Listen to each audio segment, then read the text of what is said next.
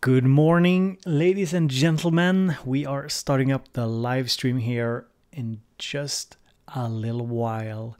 So it's going to be a Coffee and Bow live stream here on Bow Beats. It's just a chill out live stream. We're going to talk about the news about the new Roland synthesizers and look at some videos, listening to some tracks, and see what it's all about. So I hope you guys are joining in, and we'll start shortly.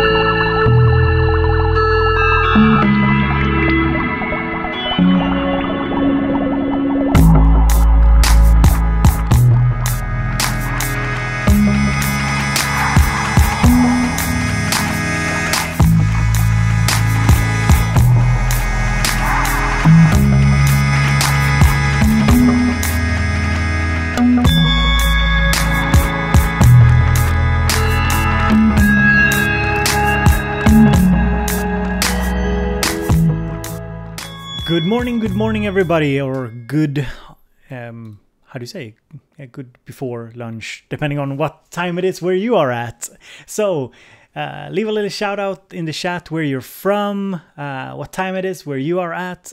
Here in Sweden, it's 10 o'clock in the morning. I'm sitting here with my fresh cup of black liquid, the wonderful kind, the black gold, if you don't mind.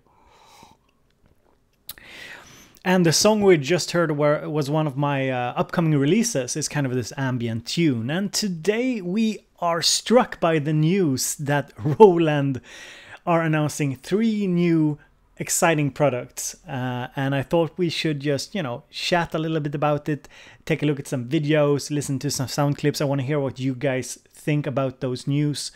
And just, have a first kind of look at it, first impressions type video. And I'll also be posting this as kind of a highlights video, I think, during the week. Because I was sitting, the reasoning behind this was that I was sitting at my breakfast table. I was kind of thinking like, okay, how am I going to approach these news without just, reiterating what everybody else is saying? And I thought, hey, why not do it live here on the stream? So I haven't really checked out the news that much. So I thought we check them out together. I'll give my thoughts and opinions on them, and you can give your thoughts and opinions down in the chat or chatly chat. So there will be a lot of chat, a lot of synthesizer, and a lot of other fun things. So I can see some people joining in here. Richard, good seeing you, mate. I see sword swinging robot. Mikko, nice. Hello, Ghostly, good seeing you as well. It's totally okay if you just have a cup of tea. You don't have to have a cup of coffee. I know in some countries, you know, you're too weak for the coffee. It's okay, totally fine. Marcus Cancella from LA. It's 1 a.m. over here. Yeah. And we have Wade Lemos. Nice seeing you as well. Let's see here. Yeah, a couple of good people here. So don't forget to hit that thumbs up button on the live stream if you enjoy hanging out here. So guys, I think I will start off in a different type of way here today. I am not a fan of old synthesizers. Yeah, that's true. I have never been very interested in what is old. I'm always more interested in what is new, what's coming up, you know, what new kind of things can we see in current products, like innovations, new ways of doing the synthesizer thing, really.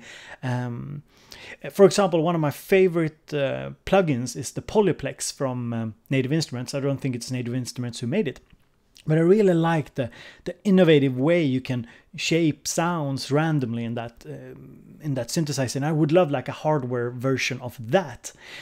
But that being said, as I grew older and as I look back at my own history, and as I, you know, read up more and I watch documentaries and so on, I am of course more and more fascinated by you know, the kind of importance of certain tools that we've had in the past. And the 808 from Roland is one of those major synthesizers. So let me just show you guys, and you probably, some of you might have seen this. So let's see here. This is the 808 documentary, and this is just a trailer that I'm showing here, so it should be fine. And if you haven't watched this, you should really do it.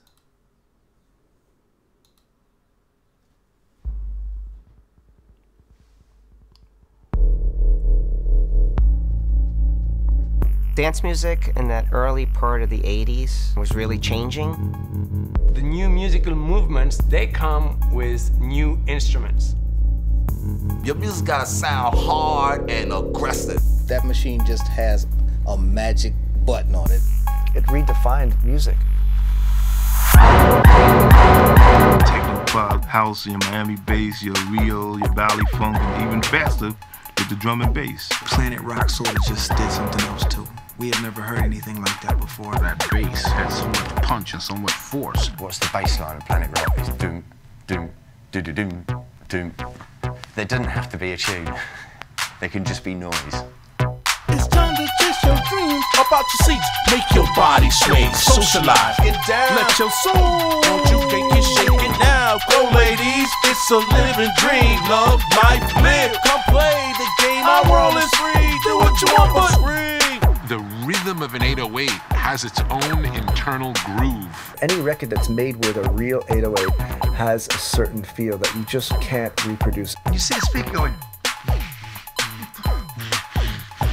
That's the 808, lads. It's the most futuristic thing I ever heard. Like, what? A drum inside a machine? It's crazy to think that a little machine like this left such an important footprint in the music. Yeah. 808 changed the motherfucking world.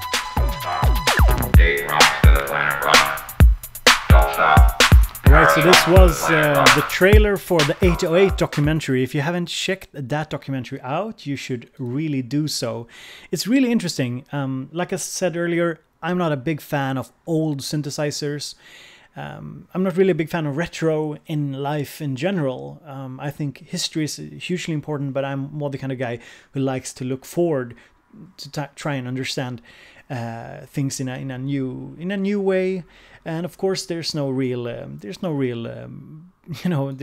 clash here. But I do think in the synth community, there's like two groups: those who are fairly uninterested in the classics, and those who are very interested in the classic sounds and in classic synths. But as I told you earlier, the more I grow, the older I get. Of course, the more fascinated I am with the history of synthesizers, the history of sound. I also think it comes from the fact that so many people tell you that it's not about the tools. So many people go around saying like you can do music with anything and blah blah blah. And at the same time, electronic music is so connected to the tools we used, and it's a huge part of the culture. So the 808 documentary, check it out if you haven't. It's really cool. So the news today are, of course, that Roland, let's see here, Roland announced, let's see here, we have, did I remove it? Maybe I removed it. Well, they have announced a TR-08, like a TR-808 clone, a digital drum computer, a clone of the old TR-808. And they also announced the SH-01A synthesizer. Super annoying name to me. I just thought they should name it something with 101. And it's, of course, a clone of the SH-101. And, of course, there's also the news. Let's see if we can find it. No, it's not here. Let's see here. Yeah, there's also the new SP-404A. So it's a reworked SP-404SX. Now, I haven't had much experience with the SP series, but they come highly recommended from a lot of people. A lot of people prefer them to the Electrons and to the MPCs. So that's very interesting as well. So let's just have a quick look at the chat here. What you guys are saying here.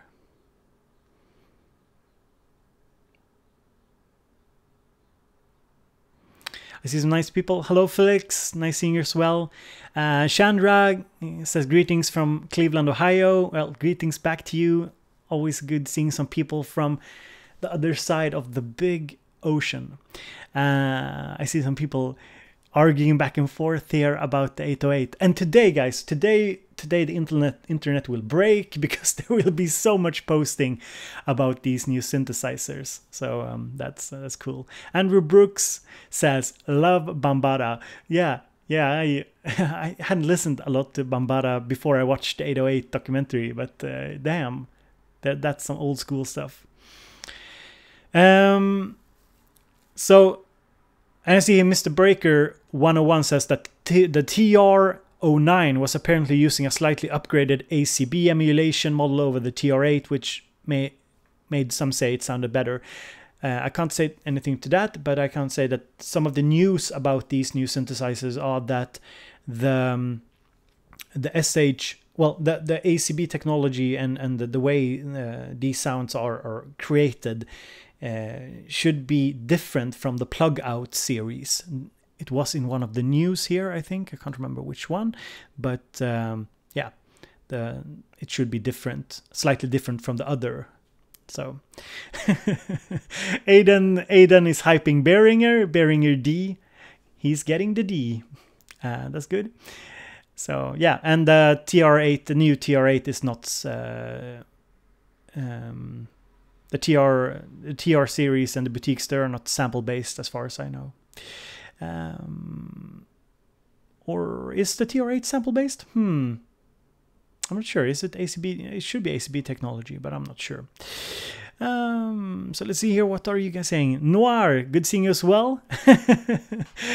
Noir says, I thought this was Bob Eats. Why aren't you cooking? Well, you know, I cooked up a pot of black gold here for you.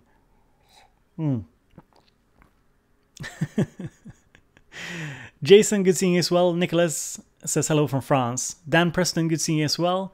So that's very cool.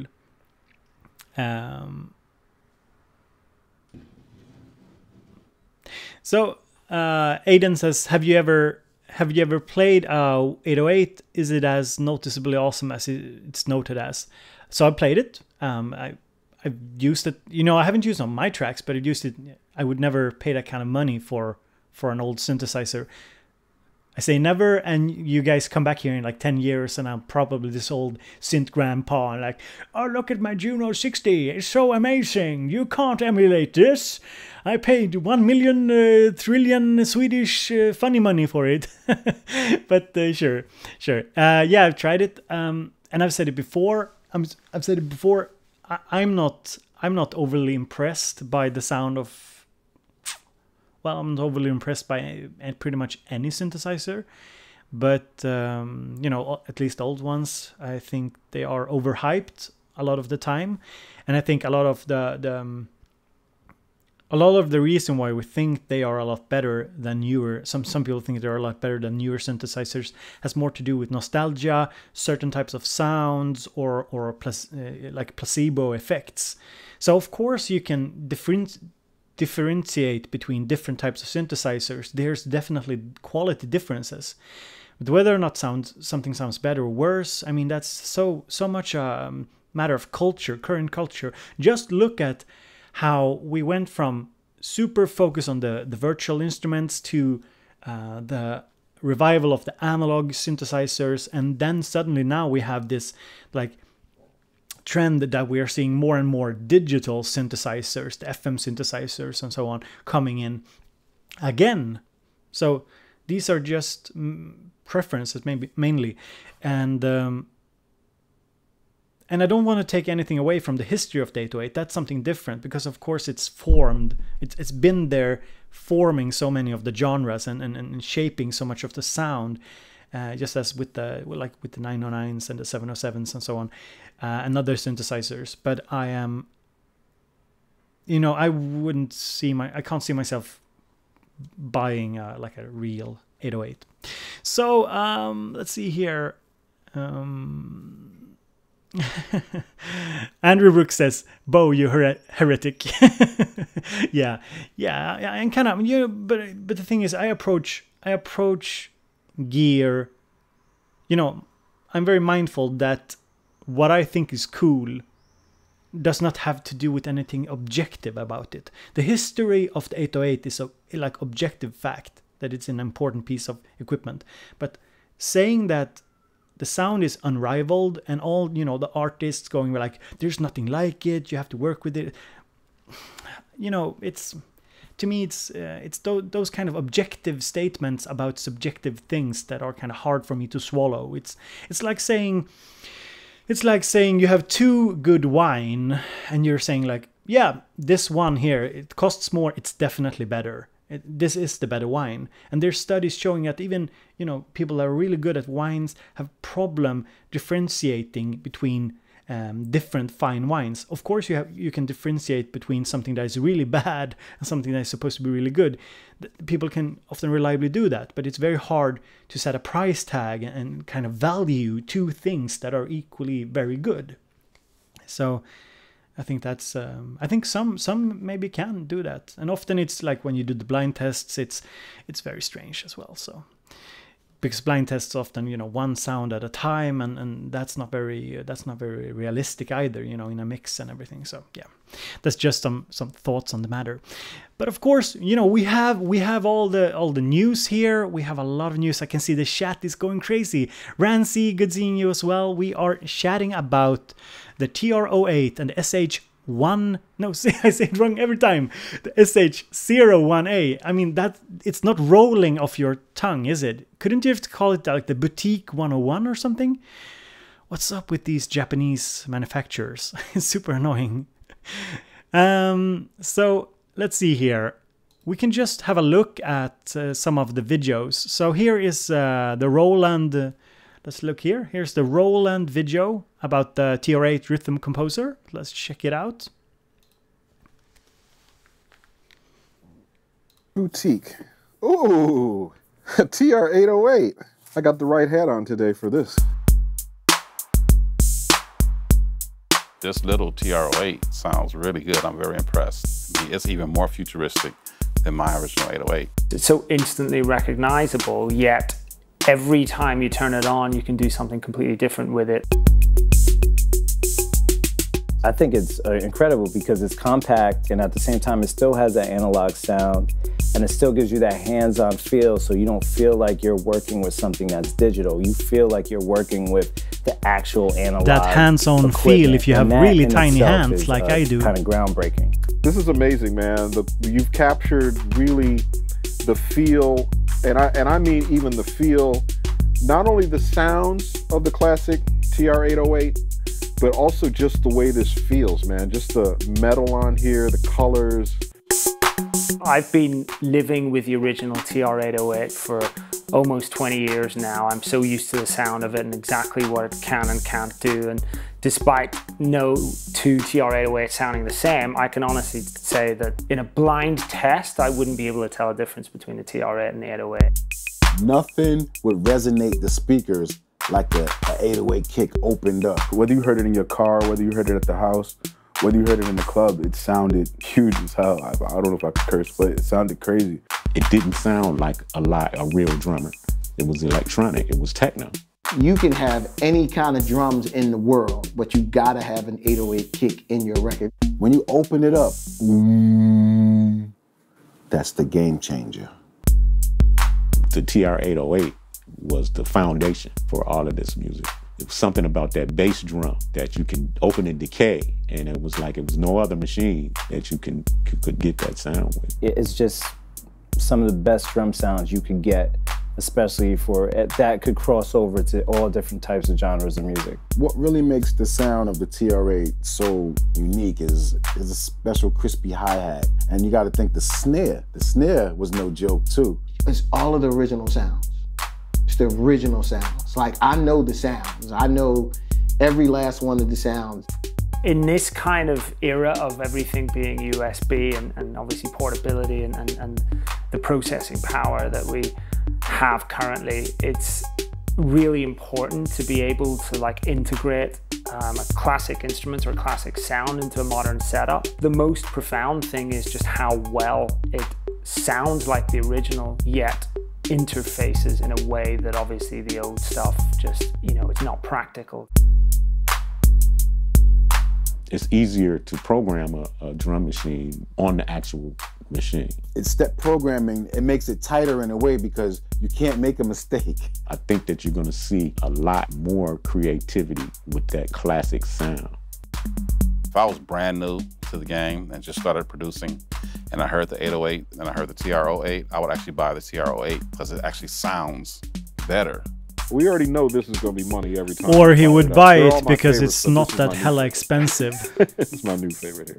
It's not 3,000 euros or something.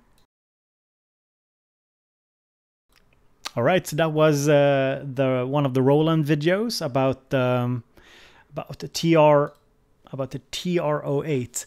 And of course, you know, it's a sales pitch as usual, but so I see some comments in the chat here about it, and yeah, it's we can look here at some pictures. I think I saw one or two pictures that really, let's see if I can find it here, that really highlighted how small it is. It's, you know, these synths are very small.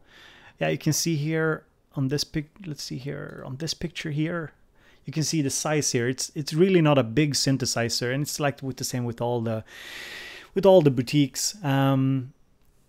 So my first kind of impression when I think about this is that, of course, you're getting kind of a traditional, you know, very traditional, very special type of sound. But I've always thought that the 808 sound is so classic and so cool, but it's still not very hard. It's not very hard to emulate from other sources, at least not from what I can see. You know, if you look at, you know, some people enjoy their old 808s, of course, and I think it goes without saying that it's a very classic instrument with a very classic sound.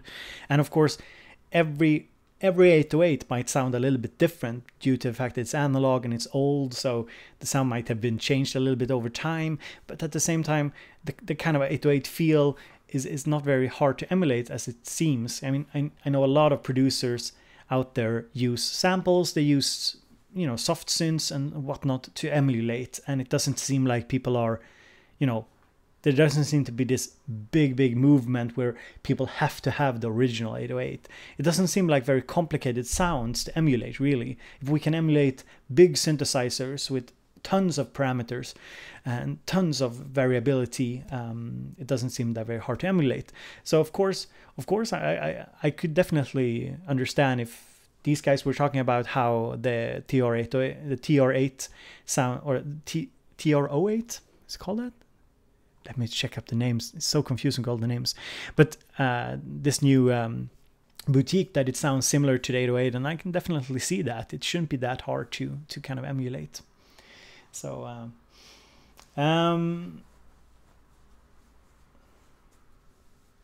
yeah, so it's kind of a classic sound. Now the size of it is kind of what made me not buy the TR-09, because I thought it was too small, and I have small hands but big thumbs for some reason. Somebody just pointed that out on one of my videos, like I have these funny thumbs. So my hands should be perfect for the boutiques, but I still find, like, you can see it in the video that like this guy with the quite big hands, he was really careful when pressing the steps. So that's why I like the Electron gear, because they have pretty large step buttons, so it's not that hard. It's not that easy to just, you know, miss a step on the, for example, on the Digitact, the Rhythm, and so on. And also the knobs here seem pretty close together, so there's always the problem if you want to have this live feel where you twist and turn the knobs, and you suddenly you hit one of the knobs and detuning something in the middle of things. Then I think it's a lot safer with something like the SH-01A. Seriously, that name. The SH-01A, because it has the faders, and the faders are, of course, perhaps a little less prone to getting turned if you know, it's easier to grab them, I think. But yeah, the size was something that put me off when it came to the drum machines, really. It didn't really bother me as much with the synthesizers, but for some reason I felt like if I want a hardware drum machine, I want a lot of space. I want to be like something with the Digitact. I don't feel like it's too closely together. I feel it's like decently sized. Same with the Drum Brute, decently sized, something I can really, you know, play on. Sinister says Bo is a gamer. Yeah, I'm a gamer. Or I don't game, you know, I haven't been playing video games I played the new Deus Ex game this summer. That's about it. But I have played a lot of games before. That's why I have the gaming chair. I played StarCraft 2 up to Masters, I think. So I was quite high ranked. But not anymore. I'm getting too old. So let's see here. Let's see what you guys are saying here in the chat.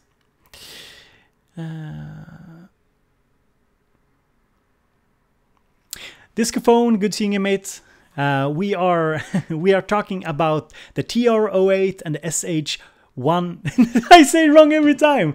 My brain's like, oh, goddamn, I can't say it. The SH-01A. Damn, I have to have like that printed somewhere. Super annoying. I don't know what's up with these annoying names. TR-08. Seriously, just call it Boutique 808. Done. Boutique 101. Damn. So guys, what do you think? Why haven't Roland just released an analog, like a new version of the 808, like an analog new version of the 808? What do you guys think? I have my theories why, but what do you guys think? Why? Yeah, and we're talking about the SP-404A as well, but it doesn't seem like that big a news. I mean, to me, it's an updated version really of the old one, but we can check it out as well. We'll definitely check it out later. Ambient Relaxation, good seeing you as well here. You're saying, love your work, Bo. Keep up the great work. Well, thank you. Thank you for being here. And don't forget to hit the like button on the video if you enjoyed the live streams. And we're sitting here with a little cup of coffee. These are Coffee with Bo streams. I might cut this down to a shorter highlight reel later this week if it turns out well.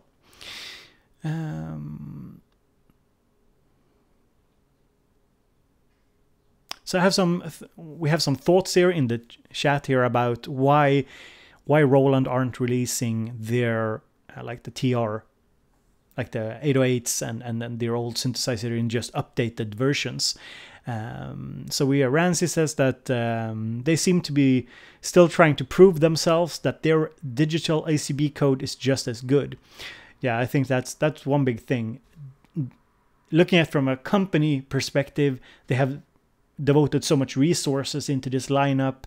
It's also a very accessible lineup in terms of price. Here over on this site here, they said is it computer CMD? I don't remember what it stands for, but they said it's going to be like $350. So I guess it's a little bit more expensive in Europe usually, but $350, that's very competitive, of course. And I guess they are targeting this both at nostalgics and new users. So of course they want to hammer home their idea here. Yeah, and like Mr. Breaker says here, they're highly invested in the ACB idea already. A lot of work is already done. So yeah, that makes total sense.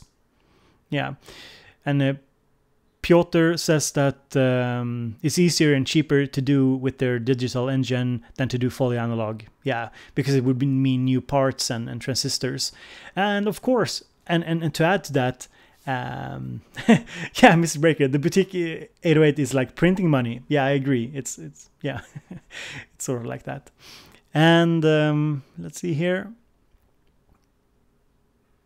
Yeah, Richard says it would imagine it's down to availability of the required electronic parts. They're probably discontinued, so they'll not be able to reproduce the sounds, hence going digital. Yeah, I think that's part of it, because even if you manage to make like a sort of affordable clone or remake of any old synthesizer, people would probably be even harsher when it comes to the judgment of said synthesizer. It's probably easier just to make like a new product line instead. It's always build. Yeah.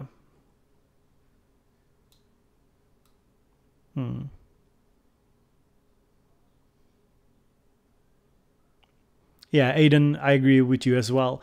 No one has the engineering skill to work with analog circuitry anymore. No one can get sourced parts because they are scarce, and because mass producing costs a lot of money. Yeah, that's definitely true. But of course, some people do analog, like the Electron stuff. But I can foresee Electron as well going back to digital, because it's so much cheaper, so much easier to do mass producing products. Jim asks, would you get the Korg Monologue or the Roland SH-01? I don't know. I would probably go with the Roland. I would do that. I like the Korg Monologue. I've tested it. It sounds really good, but I would personally go with the Roland.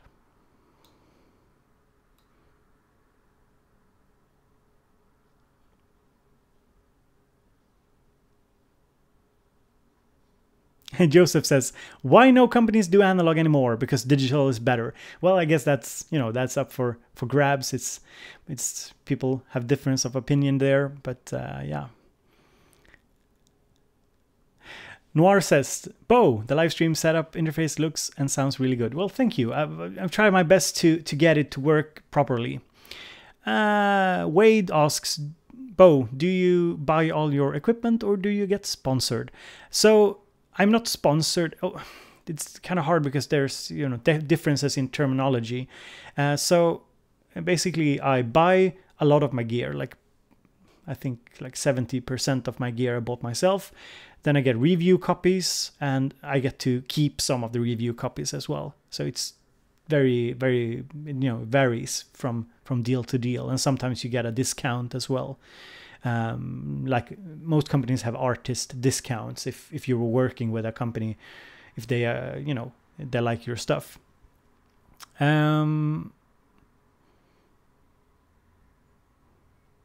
Yeah, and Toby says, why release again something you have already done, in regards to why Roland are just making their digital products and not just doing a new analog drum machine.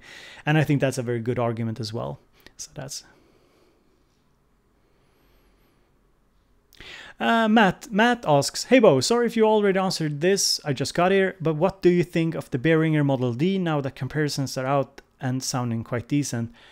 Oh...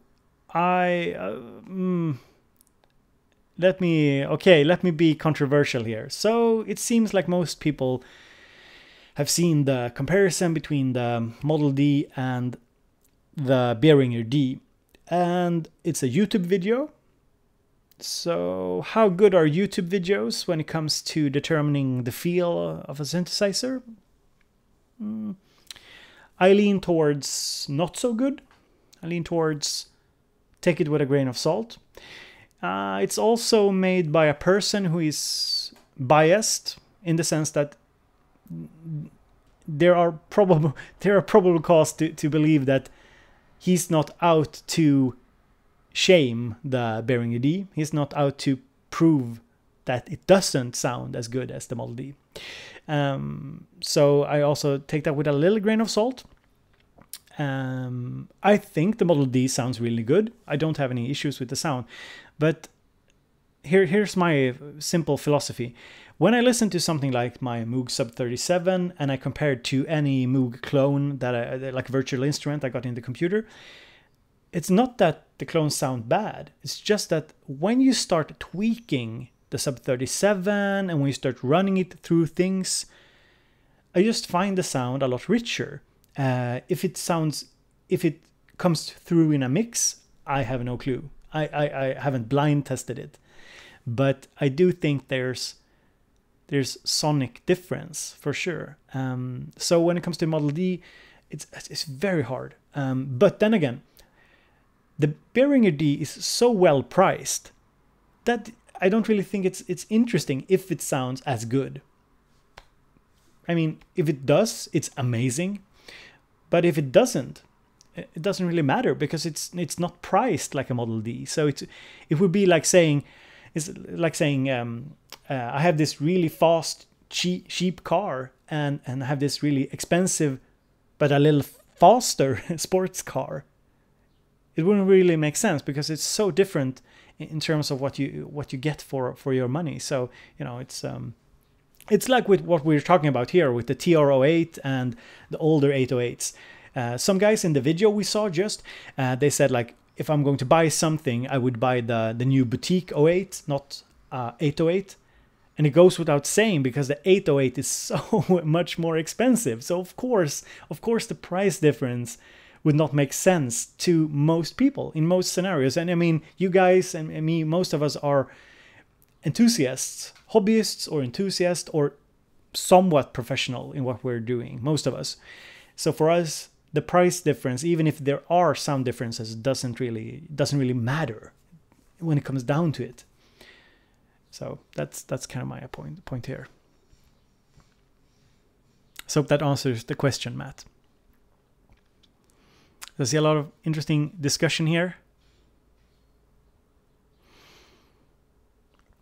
Homeless Balloon, a very cool name, by the way. Very cool. Sorry, I just saw Noir's question here, but I'll get to that. Homeless Balloon says, only one conclusion makes sense. Use the instruments that inspire you. It doesn't matter if it's digital, analog, cheap, or expensive, black or white. Yeah, that's basically it. But then again, we can't push the relativity too far, because of course there are differences. You know, it's like saying all art is equal. All art is not equal, but that doesn't make some art immensely better than other just per default. I mean, it's like it's a very complicated thing to evaluate. But only, I guess, for musical instruments, you have to do it yourself. Don't believe the hype. Yeah, Aidan, I watched Synthpro's video on the bearing D and Moog comparison. I watched it, and yeah, it sounds good. It's a YouTube video. I mean, I wouldn't say like go and watch my video if you want to see a perfect sound comparison between something. So, but it was very impressive. I'm not saying that. I'm just saying I take those things with a grain of salt. So Noir asks, Bo, do you have a D on the way? No, I don't have the D on the way, but I'm considering getting it. But I have to, you know, can't buy everything. Michael says, hello, Bo. Hello back to you. So we're having a little cup of coffee here in the morning. Let's take a look at let's see here, the other TR-08 and SH-01A video, and I nailed the name.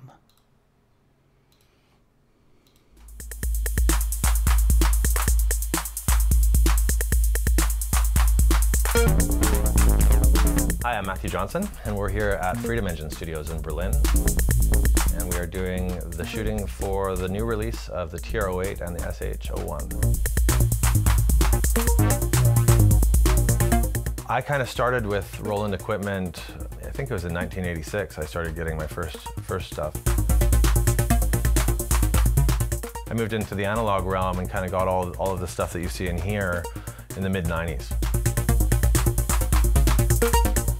If I think about the TR-08, this is one of the drum machines I've been working with the longest, that and the TR-09, of course. And so it really is the seminal drum machine out of any of them, I think. You know, it's used in so many different genres of music. I think it's probably the most diverse drum machine that you can have.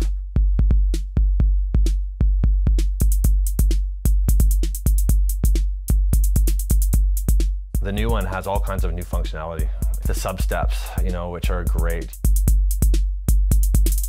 You've got things similar to the TR-8 actually, which is one of the great things about the TR-8, is that you've got compression and you've got tuning on the snare drum and on the kick drum.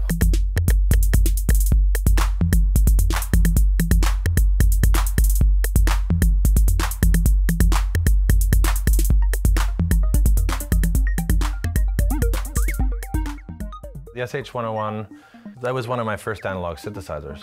And so I've been using it now for being 20 years or something like that. And it's kind of my go-to synth.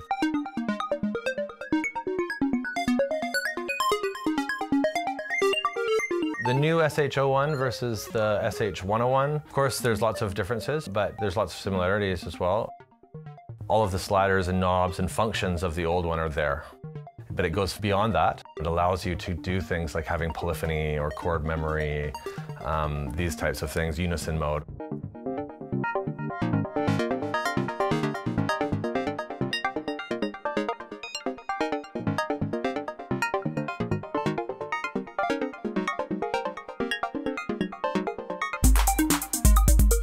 Even though the SH-01 is very simple, that you can still get a lot out of it. You can have kind of 8-bit sounding computer parts, you know, like Nintendo kind of vibe stuff, big growling bass lines, or you can have, you know, Detroit kind of like Sterac sounding chords, like this kind of thing. You can really take it farther than what the original 101 could do, but it still has completely that sound and that vibe.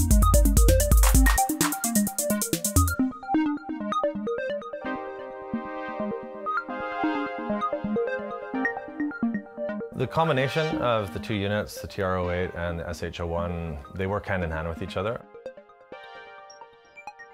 When you're sending these triggers from the 808, you can do all kinds of things that are incredibly good for jamming on the fly when you're playing live on stage.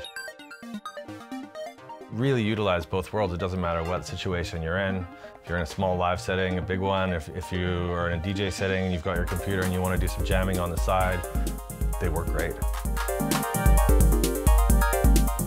Connect the two things together and you play the patterns from the SH-01 and the TR-08 together, then it's a good time.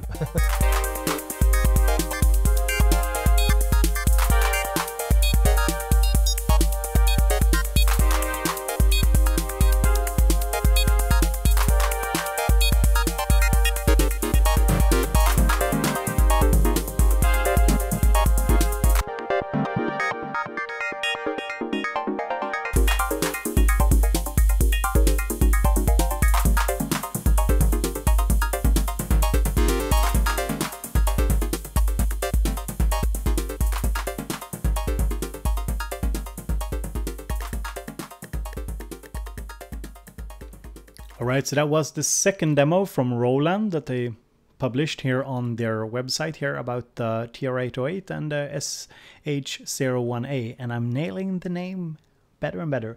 So I saw some comments here in the chat about the size here of the SH and the TR-08, and I think the TR-08 and the SH and the whole boutique range, I think one problem to some people at least is the size. For me, I don't have any boutiques, and I think one reason is the size. Really, I told you earlier. I think it's a little bit annoying to work with a very cramped space. Like one thing I really enjoy with having big hardware synthesizers is the fact I have a lot of room to maneuver compared to still fiddling with a mouse, and I don't really enjoy it when I easily can hit multiple knobs or faders if I'm not very very precise.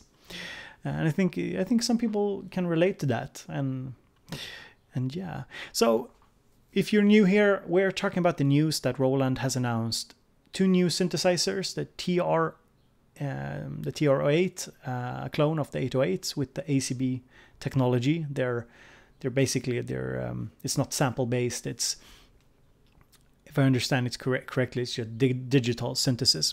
And then the SH-01A, which is a remake sort of or clone of the SH-101. And of course that's ACB technology as well. And they also unveiled some news. Let me check it out here if I can find it here, about the new let's see here, about the new sampler, their SP404A, which is a rework of Roland's popular SP404SX. And they have, as far as I've understood it, is that this new 404 is more easily integrated in their lineup, if I'm not mistaken, and that it's easier to interconnect it with other things. So what do you guys think about the SH-101 clone? Is it interesting? Is it something you guys want to buy? Is it something that tickles your gas nerve?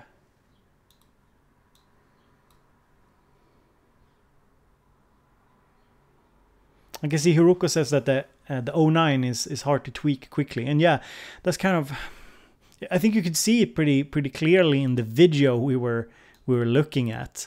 Let me see if I can find it. In the video we were looking at, you can see pretty much that he is he's really I'd say he's focused when he's tweaking. I think there was like 1 or 2 good shots. I'm going to see if I can find it. You can see how focused he is, because I mean it's very tiny. It's very tiny, but that's of course not very. Yeah, I think this is like a. Oh, sorry. Here, he looks very focused on the on the small buttons and knobs. So. I mean, you can see here, I do get why some people dislike the fact that it's so small, but of course it's about sound. But at the same time, if it's only about sound, hardware has a lot to do with tactile feel and so on. But before, yeah, I'm going to give some thoughts from my personal perspective, if I want to buy any of these as well, but I just want to see here. Michael says, and good seeing you as well, Michael. SH-101 is unnecessary for me, the clone, yeah. Richard wants to save his money for the DeepMind and the Innovation Peak. But number 1 on his list is the Native Instruments Complete. Yeah, the Native Instruments Complete series. Talk about bang for the buck. Hiroko says that the boutiques are hard to use when drunk. Yeah. And I can imagine, being high on coffee, being high on caffeine, might make it, you're sitting there like, oh, might be hard as well. Yeah, exactly, Homeless Balloon. If it's only about sound, plugins will do the job. Yeah, that's kind of what I'm saying. So for me, when I look at these small synthesizers, one problem I'm having is that it's kind of, sometimes feels kind of hard to justify that kind of money for such a cramped package. For me personally, it's not that they are bad in any way. It's just that then I think I would enjoy the workflow of the TR-08 a lot more because it's bigger.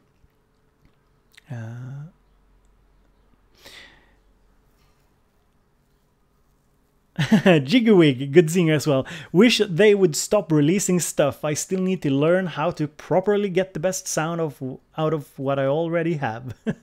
Yeah, same here. JJS says, I'm somewhat interested. Needs to be tested before I buy it though. Yeah, that's probably good. And Pokemon vlogs, yes, you should get a circuit. It's a very good tool. So my kind of personal perspective, or in a personal perspective, will I be getting the boutiques? So I started this live stream off with saying that the history of the 808 has made me more and more interested in the 808 sound. Like getting into the history, reading about it, looking at documentaries. I recommended the 808 documentary, and it's made me more and more interested in the sound. And I have analog rytme and I have the drum brute, so you know I can definitely get sounds close to the 808 style. And of course I have samples, I have battery, I have other drum machines inside of the computer. But honestly, the TR-08 looks really interesting to me. And to me, it has more to do with the design and the look and style of it, really. It's like a very cool, how do you say? It just looks very, very cool to me. It's like I'm touched with this hype of the 808 because I've read so much and watched so much about it. I'm getting more and more interested in it. And of course, it's not really the same as an old 808, but it's just, you know, it's like, if I would get it, I would probably not get it because I really need the sounds. I would probably get it because it just feels like it's such an homage to those times. And for some reason, I guess it's me getting older, I kind of relate back to that time. So I don't know if that makes sense to you guys, but it's just how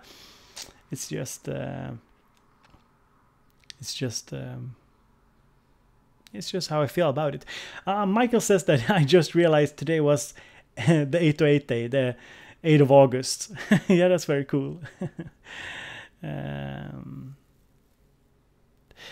Lousy Facelift, also a very funny name. Lousy Facelift, especially when we are in like synth community circles. A great alternative to a TR-909 or a 09 is a Jomox X-Bass 09, fully analog kick and snare, and a track with 6-bit sample-based instruments like hi-hats, claps, rim shots, and such. Yeah, that's very true. And you also have the MFB stuff. They're a little. If you want tiny knobs, you can also check out the.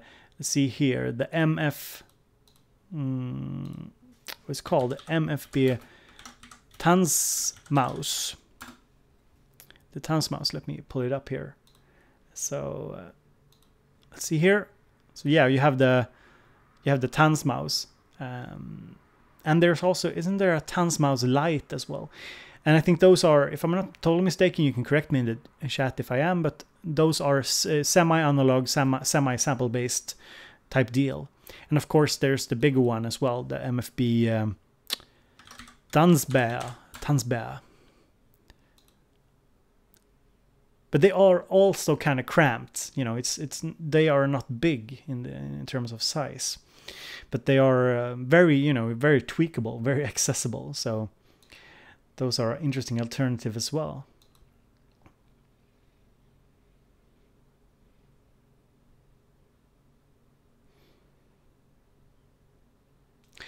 All right, so let's see here. What else did we find out? Yeah, we can just let me see here. Yeah, so I have a couple of different articles here. I'll be posting all the articles on the VOD of this live stream as well, if you want to come back and check that out later, if you don't want to look everything up yourself. Yeah, okay, so here are some of the news about the new SP-404A. That is like an updated SP-404SX, and it's over on Sound. You can read that what sets it apart is that it can be triggered from the TR-08 rhythm performer via MIDI, so you can integrate it more with the IRA lineup. And if we look at the image here, you can also see that there's the little A up here, which has this IRA green. So yeah, this is not a series of products that I'm very knowledgeable about. I've been just looking at them. They look interesting, but it's not something I've tried out much. I've been more interested in the MPCs, the machine, the Electron stuff. And in addition here, the TR-08 can be used as an audio submixer and processor for the SP-404A. In this configuration, all samples played on the SP-404A can be affected using the TR-08's scatter feature and to reverse, glitch, gate, truncate, and stutter, and perform all types of rhythmic variations in perfect sync. So that's pretty cool. So I can definitely see people being excited about that. So what do you people think about the new SP? I know there's a lot of there's a lot of fans of the SP series. So what do you guys think about it? Hiroko thinks that the TR-08 effects are not that great. Well, I think in general, the IRA series and their live effects are kind of they're kind of interesting for live performances, I suppose, but I think they are very... Is cookie cutter the reasonable way to put it? They just feel very, very like middle of the road in some sense. Some of I really like the idea of the Roland MX1, the mixer, but it does seem like there's not that much you can customize on it in one sense.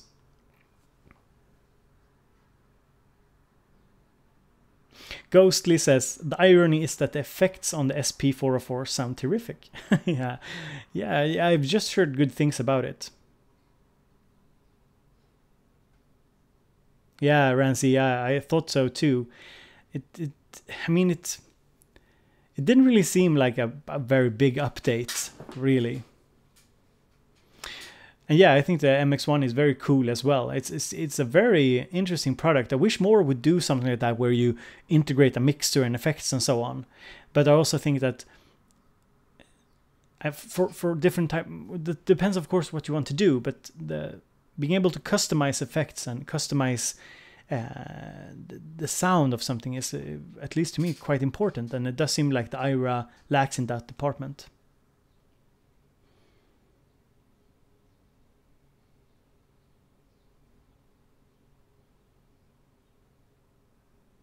Yeah, Ghostly. It does seem to me like they're just updating the SP-404 and making sound bigger and more interesting than it really is. But I can't really speak to it because, like I said, it's not a product product series I know much about. Michael asks, Bo, do you use drum machines as a performance instrument or as a device to sample and use later with a sequencer? Michael, most of my drum machines, I have two dedicated drum machines, the Analog Rytm and the Drum Brute, but I also use the Bass Station 2 and my analog keys that is sitting over there from Electron as drum machines. And all of those except the Bass Station has internal sequencers. So basically what I do is I program a sequence. Sometimes I just program it for fun. Sometimes I program it in relationship to a track I'm working on. And then I perhaps sample it as a kind of a performance, and I cut it up inside a computer. That's basically how I do it. If I don't do like a YouTube jam, if I do a YouTube jam, I just connect everything together and I jam away and just record the results. So if I want to record stuff for a track, I sometimes use the Drum Brute as a sound module. That's true. I use the Drum Brute as a sound module in Cubase. I've just had it set up in a way I like it, but I really enjoyed the drum brute sequencer as well. Hacksaw, good seeing you as well. A good little morning cup of coffee here as well. I say Miko here says that the build quality is not very good on the MFBs. Yeah, I've heard so too. I've really heard a lot of bad things about the build quality of MFBs. Mark me up. Hybo got my coffee. Nice. Nice. He says, just downloaded the MV-08 app with analog samples. Have you tried it? No. I'm not sure really what the MV-08 is. I'm not really big on the apps scene. I really need to get into that more, but I don't have the time to review everything. Ghostly has some suggestions for Roland. Here would be some actually worthwhile upgrades. Allow resampling and recording externally at the same time. Improve the sequencer. Make the pads velocity sensitive. Improve time stretching. Allow chromatic playback. Yeah, I agree, Ghostly. When you put it like that, the release seem a little bit lazy. It seems like they're just making small updates, and they want to push their product to new consumers, basically.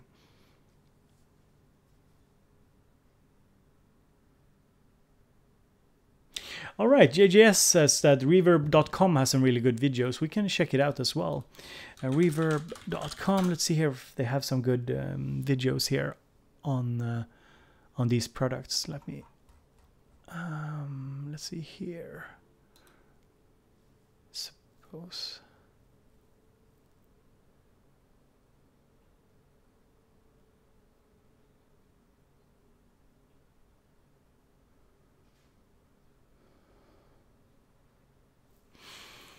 All right, so let's see here.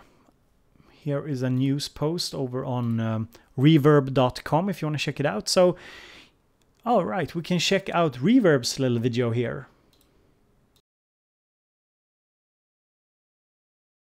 Reverb.com, and we are super excited. We have the brand new Roland Boutique Series TR-08 and SH-01A recreations of some of the most classic electronic music instruments of all time.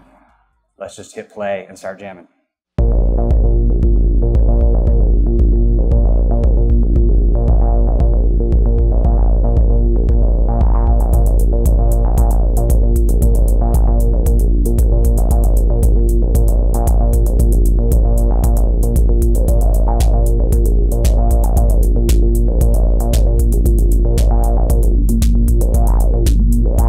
Honestly, guys, they need better people to do the reviews, the sound reviews of these products. Jesus Christ.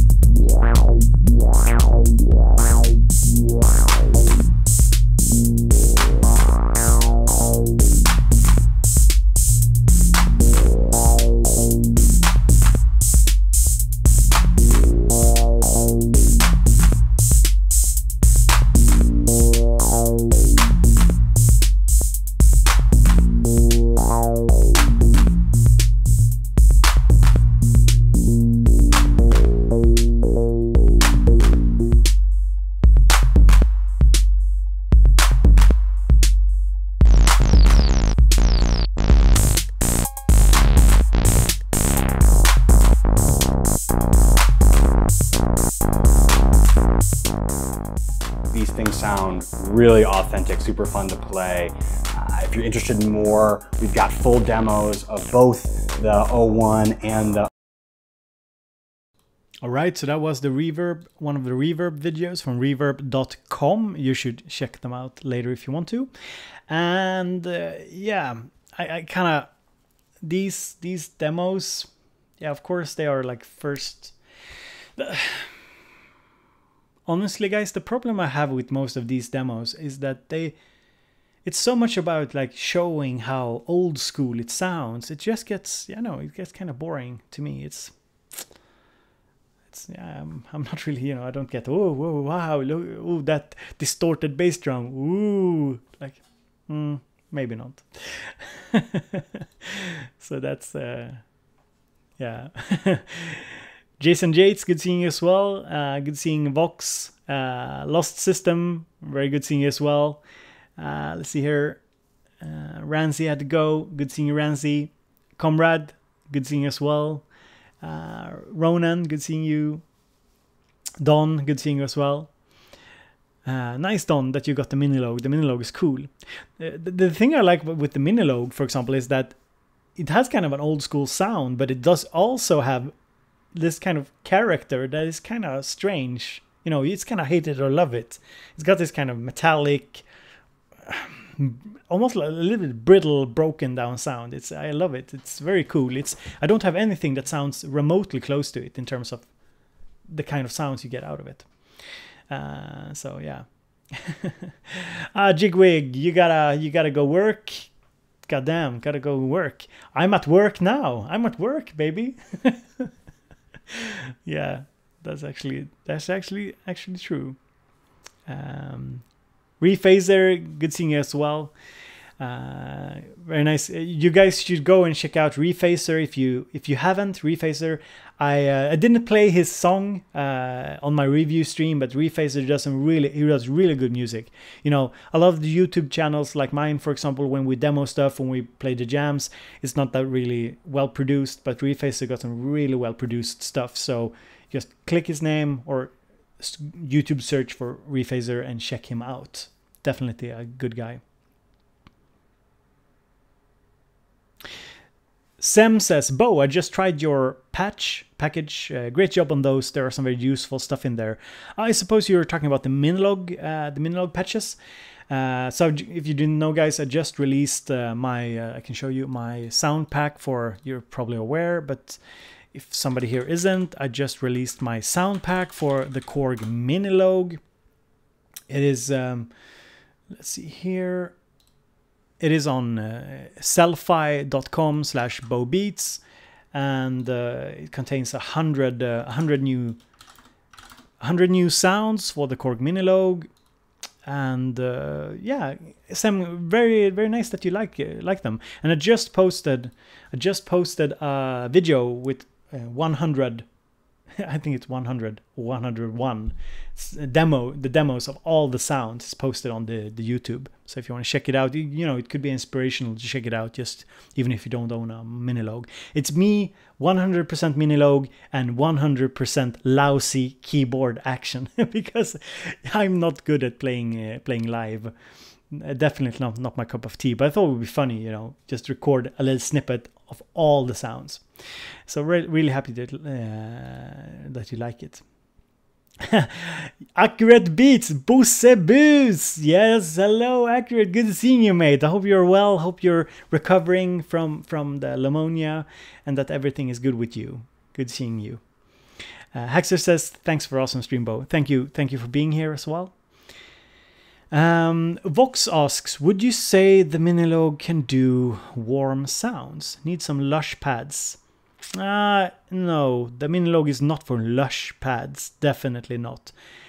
The Minilogue is kind of brittle, it's kind of metallic, it's kind of harsh, especially when it comes to pads. But you can do some excellent like lead type sounds, some excellent keys type sounds, and you can get a pretty warm sound, especially if you apply some FX, of course.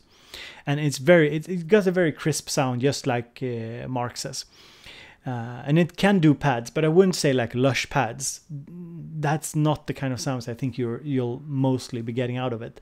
I think there are better options. I think for the kind of, when I hear the term lush pads, I think get a digital synthesizer or a emulation of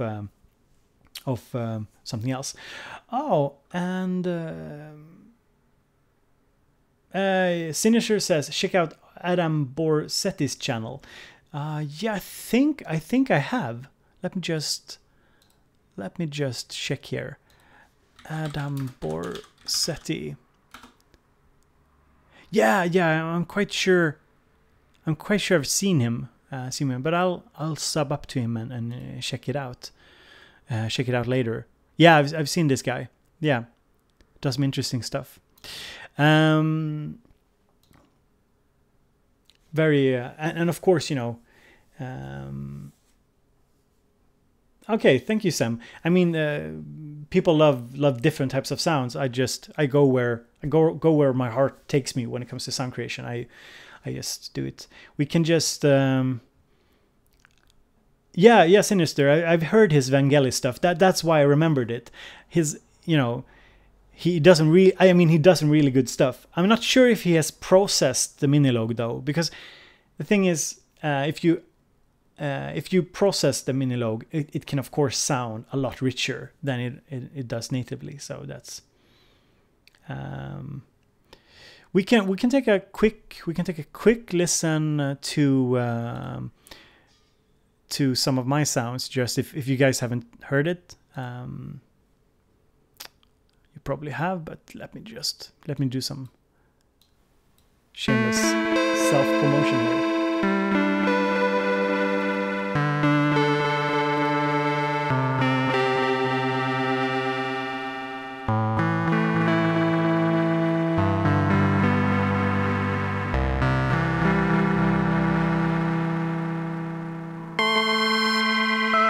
These are all unprocessed sounds from the Korg Minilogue.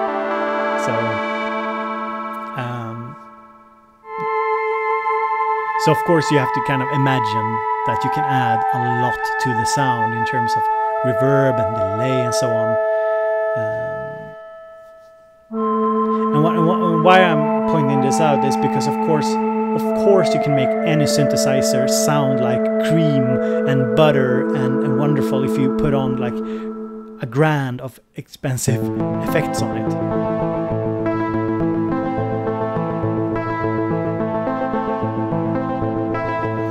Some really epic keyboard skills right here, guys. Some really epic ones.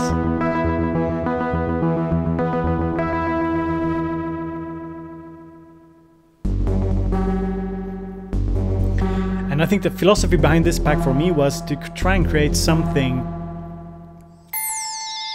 that sounded sort of processed from the get-go. So because a lot of the sounds on the Minilogue are quite dry, so I try to create sounds with try to make kind of a deep sound. Hiroko, good having you. See you later.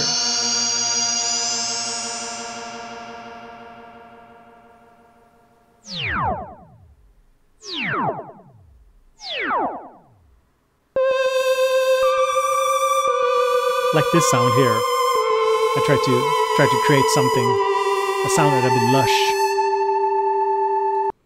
Alright, so that was my Minilogue patches. Just a little quick self-promotion there. So we are basically talking about synthesizers here today. It's a synthesizer Q&A. It's a Coffee with Bo stream. I'll probably do a little shorter highlight reel of this stream later on. And the news today are that the Roland's people from the Japan, I think, are releasing the TR-08 and the SH-01A, which is a clone of the SH-101, and then it's the TR-08 clone as well. Damn, it's a mouthful. So we have a question here. Ronan says SH-01A versus Moog Mother 32. Yeah, goddamn, that's a hard question. I would go for the Moog Mother 32 because I think it's one of my favorite synthesizers, the Moog Mother 32. Oh, and I just reminded me. I want to show you guys something that you might have missed as well. A piece of news that is interesting. But let's see here. Andrea says, so the Minilogue is not good for pads. I was surprised to hear that. Well, I wouldn't say it's bad for pads. I would just say that you of course have to work it a bit and you have to add a lot of effects to it. But it can make pads. It has such rich oscillators for the price. It's just that sometimes when I make pads on it, I do feel like I'm a little, there's just something lacking for me when it comes to pads. I'm just saying that there's something with it.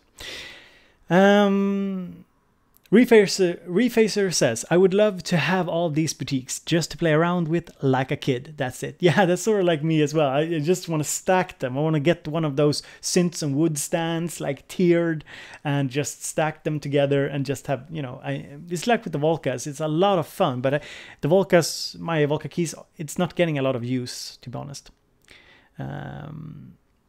So let's see, what other questions do we have here? Michael asks, Bo, have you had issues with tuning stability with your Minilogue? Yeah, definitely. But I think it's sort of a perception problem, because when you start it up, it says tuning, and then there's the little timer. And then when it's done, you think, oh, it's tuned. But in reality, you have to leave it on a little bit for it to stabilize. But then once it's stabilized, I haven't had any issues with it. So usually when I want to work with it, I just, turn it on in the morning. I grab a cup of coffee and I go back up like 10, 15 minutes later, and it's all good. So that's cool.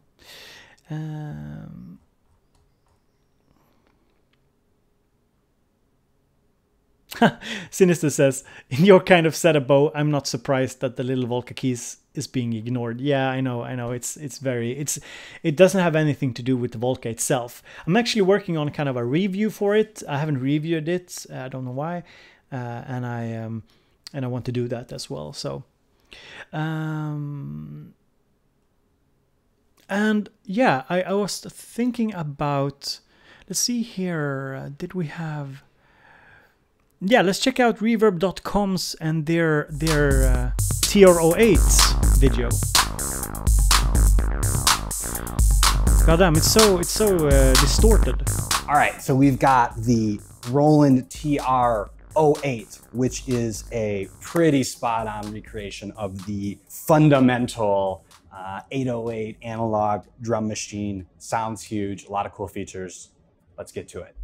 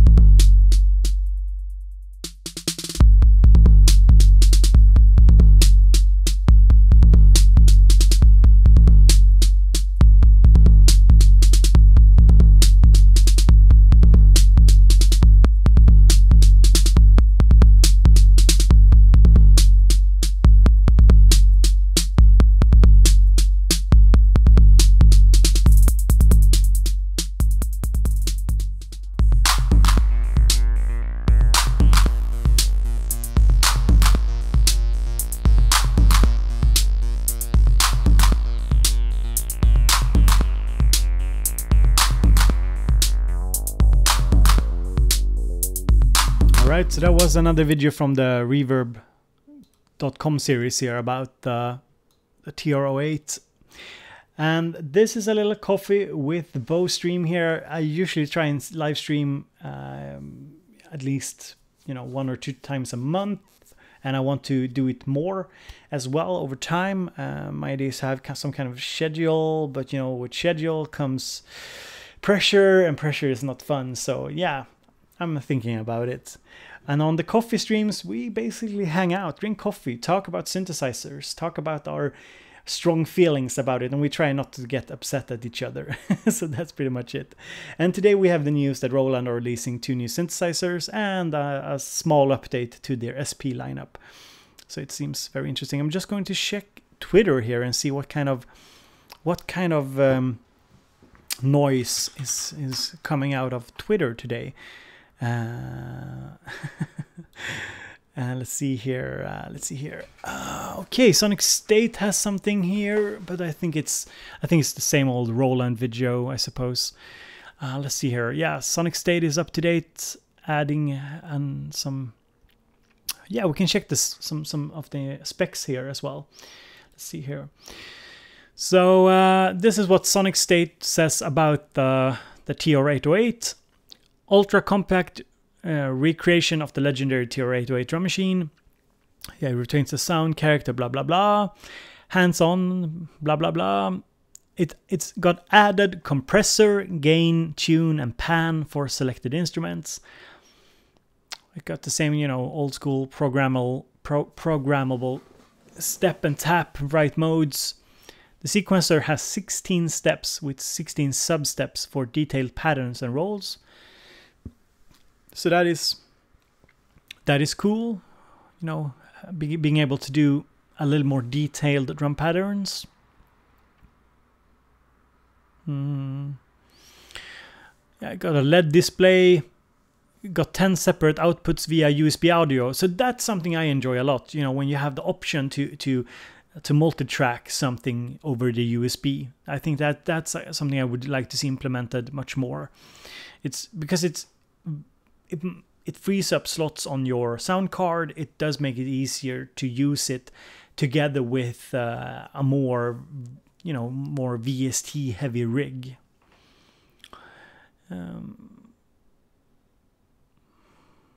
Okay, so they got a dedicated track selectable trigger output for controlling external instruments. That's cool. High quality construction. All right, that's good to know. And it includes the DK01 boutique dock for multiple angle viewing. Yeah, and it's very cool that it's battery operated. I enjoy that a lot. That was something I was missing with that I felt was missing with the Digitact, that it wasn't battery powered. That you had to use like an external battery in order to power it if you wanted to. And of course, these small synthesizers has those funny built-in powered mini speakers. So that's also something that some people love and some people hate. I'm kind of torn. I don't really think it's that important to put money into it, but I can definitely see the kind of appeal, because it's, sometimes it's just very practical to have those speakers when you're just sitting and jamming. So yeah, I thought the reverb demo sounded kind of cool as well with the drums. It wasn't that bad of a demo. Dieter, good seeing as well. Is it not similar to Korg Volca Beat? I don't really think that the Roland TR-08 is very similar to the Volca Beat. I've also heard that people are, not super pleased with the punchiness of the Volca Beat. So I think that will be a big difference. I mean, I think it's very hard to compare the two. Robert asks, do you know how the SH-01A sequencer works? Is it like the old SH-01? I couldn't really say because I haven't worked that much with SH-01. I just tried it at friends' studios and so on, but I haven't really, delved into it. So it's hard. So let me just scroll up in the chat here and see a little bit what you guys are talking about here. If there's any questions I missed out on. Oh, Lousy Facelift, also super funny name, also notes that we talked a little bit earlier about the Minilogue and the retuning, the tuning issues. And he says you can also retune the Minilogue by holding shift and pressing record. And yeah, that's true. It's very good to do that in order to stabilize it if it goes out of tune.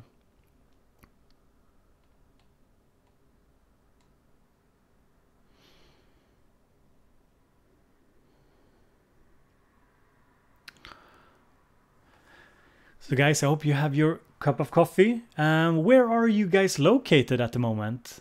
Are we mostly European people here in the chat? You can just leave a comment where you're from and what time it is where you're at, because it's interesting to see.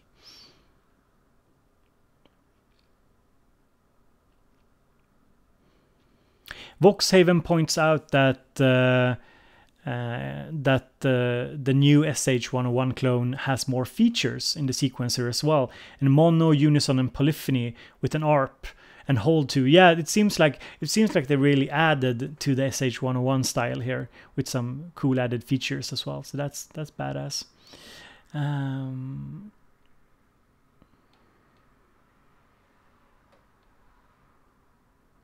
So we have US, Ohio, EU, we have Texas, USA. Goddamn, it's like, are you up at this hour? Isn't it like 4:26? It's in the middle of the night.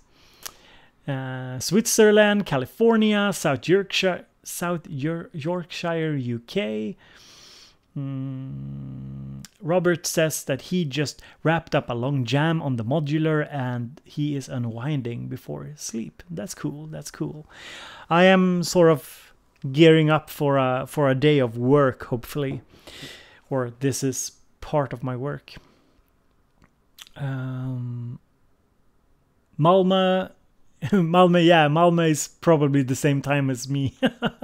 Malmö is like 2 hours from where I'm at.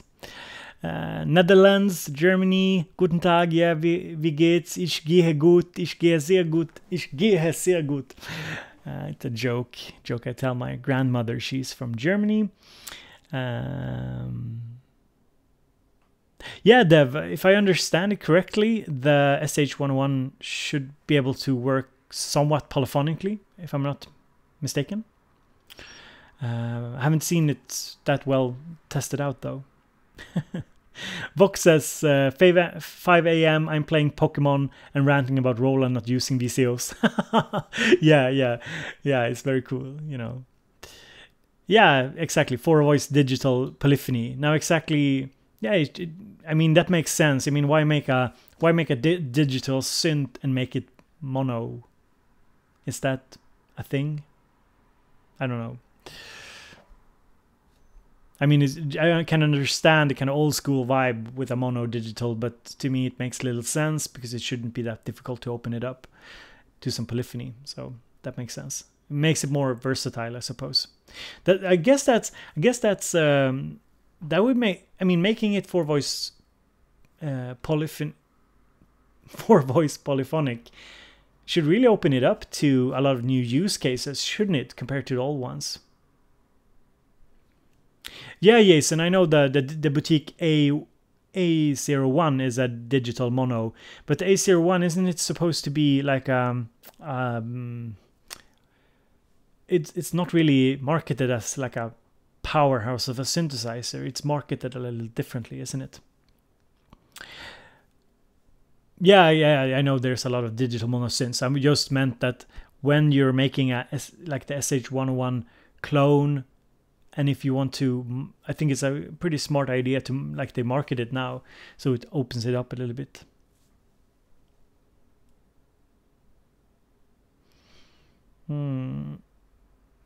Yeah, exactly, Jigwig. The A01 is primarily marketed as a controller, so it's like a controller with the added benefit of a mono digital synthesizer that has this kind of lo-fi feel, if I'm not mistaken, and yeah. And of course, you know, adding polyphony will of course increase costs, I assume. So I guess that's why. So it's interesting. I go to sleep around 8 a.m., says Michael. That's odd. Do you work at night, or why do you go to bed at that time? Quite an odd time to go to bed.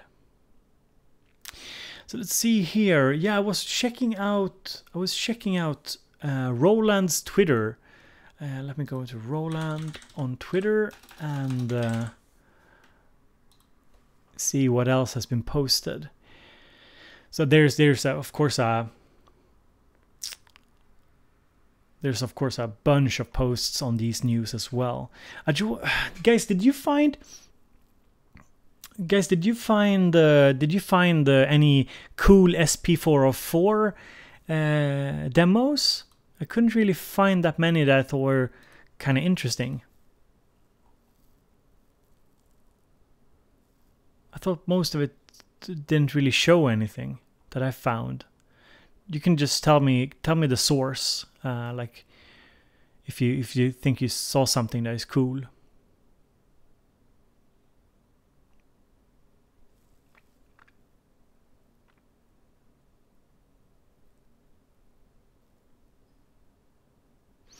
Hackster, if you mean the tactile keyboard, yeah, I have let me see if I can show you guys. I have this. It's what it's called? I can't remember.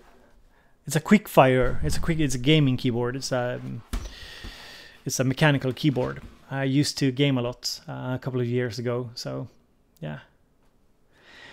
Let's see here. Yeah. See some people here saying that there's not that many good demos of the SP series. Yeah, the Roland stuff. Yeah, let's check out the Roland stuff.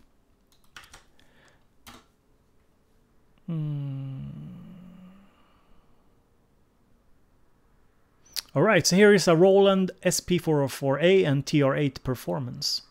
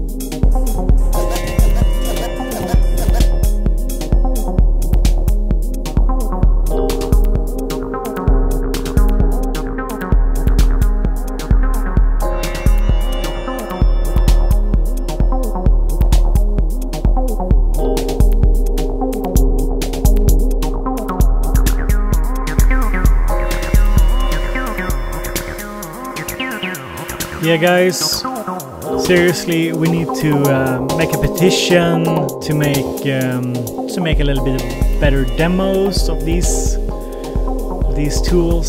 Seriously, hello, 1990 something. 1990 called and wanted their sound back. I don't know. I'm sorry, I don't wanna. You know, guys. I'm not about trashing stuff. Definitely not. But I'm just like, goddamn. I mean, it's not about the sound. Oh, you know me. I approach music and sound in a more psychological way, and I feel like there's so much of this.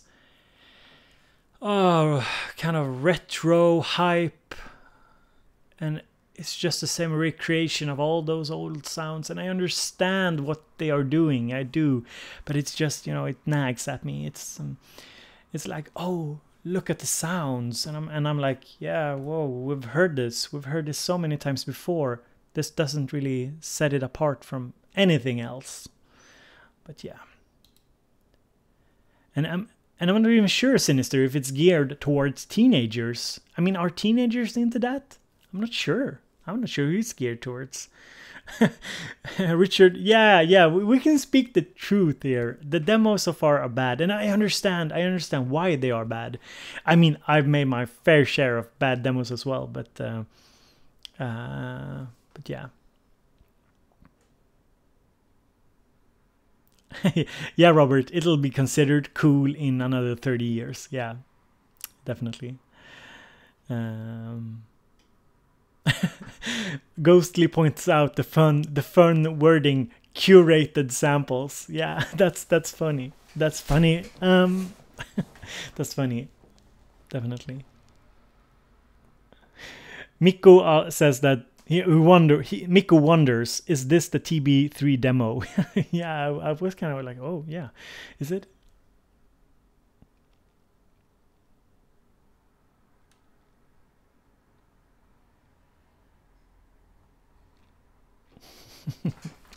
Yeah, so that's funny.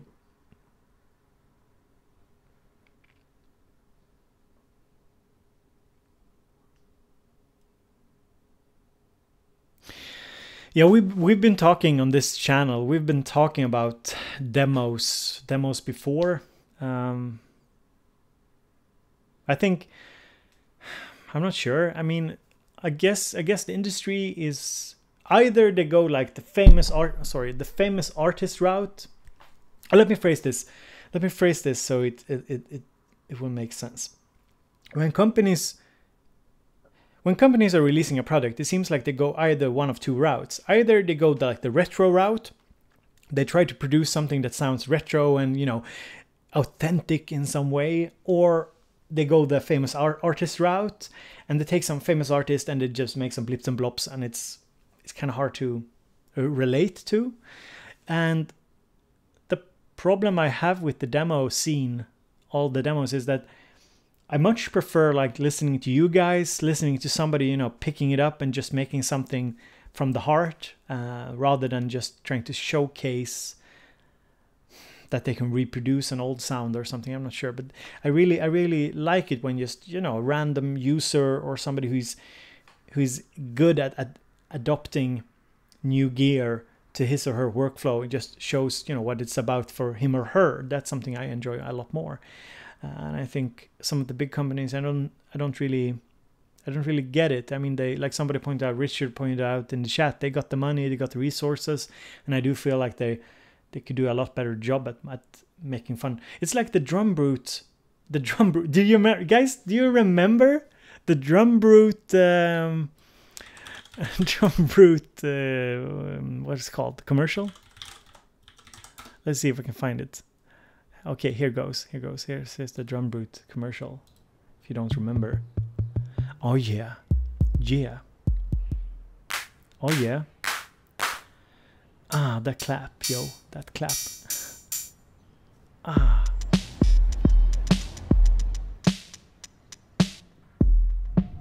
And the girl, you know, she's walking down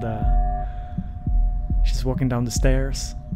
And this is no Arturia hate. You know me, guys. I like the Drum Brute. You should, if you haven't checked out my review, I enjoy it a lot. But I mean, I don't really. I think this is not, by far, it's not the worst worst commercial I've seen. It's cool in some ways, but it's, I don't know, it's.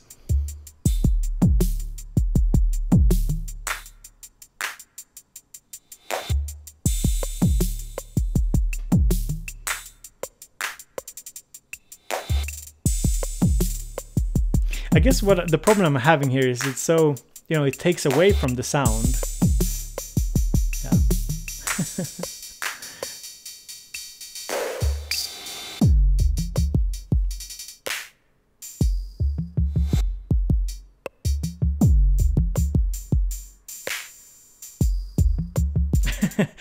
Andrew says he returned the drum brute partially because of this because of this video.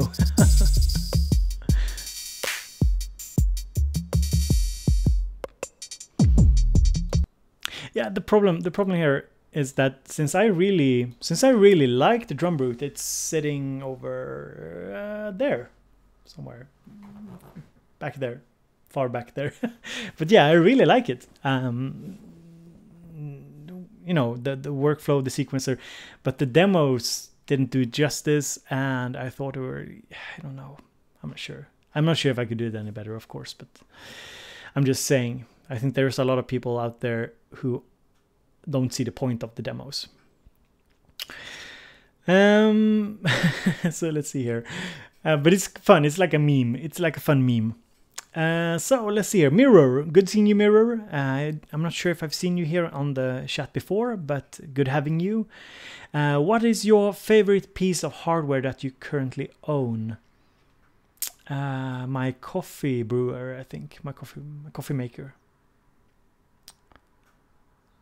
I think that it's good. The coffee machine is really good. It came with a 10-year warranty as well, so.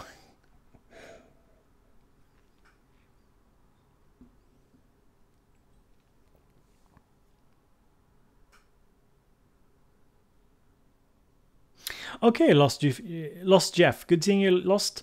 I didn't know that they were putting out tutorials for the drum brute now, but that's good because, guys, the Arturia stuff is really good. It is really good. A lot of their stuff is super good, and it has, you know, the Keystep, the Beatstep Pro, the drum brute. They have so much hidden potential. But I don't think people, you know, you should really, you know, read the manual, get into all the hidden features, because there's so much into, you know, so much to get into on those products. And I've just scratched the I've got into the drum brute pretty much, just scratched the surface on the Keystep and the Beatstep Pro, but they're much deeper than most people think. Oliver, I'm not really sure I agree that Arturia is abandonware. I think it's like Arturia has become this meme in synth culture, like they have bad products. It doesn't make sense. The Matrix Brute is really good. It's well respected. Their smaller brutes are well respected. The Keystep is well respected. The Beatstep Pro just had a major update with functionality, which is, guys, we have to compare companies here. Like the Minilogue still suffers from problems. The Electron product still suffers from problems. You know, most synths have their issues. So while I can totally see why somebody's bummed out about the build quality of the Arturia Minilab Mark 1, because the build quality of that was really horrid, or their first generation keyboards or something. Looking at the price, looking at what you get, I'd say it's on par with pretty much anything, and it's, you know, on par in terms of what you get for your money. That's what I'm saying. I'm not saying it's just like a tired, you know, the Arturia hate in some circles is just getting a little bit tired. I mean, a lot of people use the Beatstep Pro is very interesting for what it costs. So yeah. So so yeah, I'm just saying that sometimes we jump on these bandwagons, these synth meme bandwagons, and when we reproduce the same truths all over and over, like these products are high end, these products are bad quality, blah blah blah, and then I think we have to look at build quality, we have to look at price, we have to look at features, and make some kind of comparison there. And the Minilogue is still plagued by the sequencer starting whenever it receives clock. Super annoying. The same for the Moog Mother 32. Super annoying that you can turn that off in any simple way. The Minilogue still suffers from the librarian not being able to save the preset. You can save programs, you can save the library, but not a preset file. In order to do that, you have to do like a coding workaround. It's not very difficult, but it's still, you know, it's something, it feels unfinished.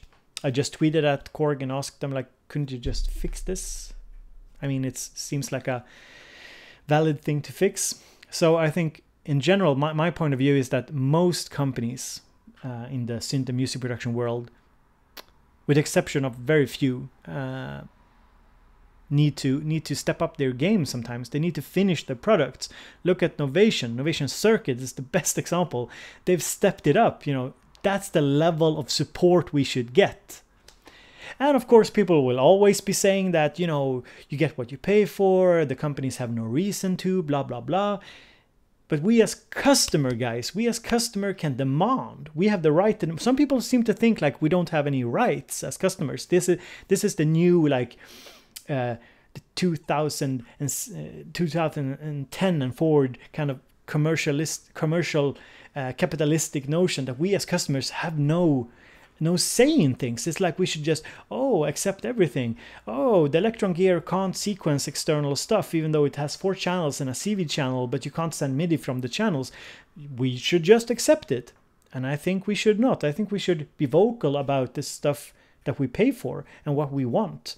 That's the only way we, instead of sitting here and bitching and nagging about stuff that we aren't getting, we should just be, you know, pushing the companies to realize what we want. That's the only way that's the whole idea of a capitalistic system, that products get better because there's a demand for better products. So I don't understand the notion that some people have that we as consumers have, you know, we should just accept how it is. I don't really get that. You know, just because there's a technical reason why a synth works one way doesn't mean that you couldn't, you know, make it work in another way if people wanted it. So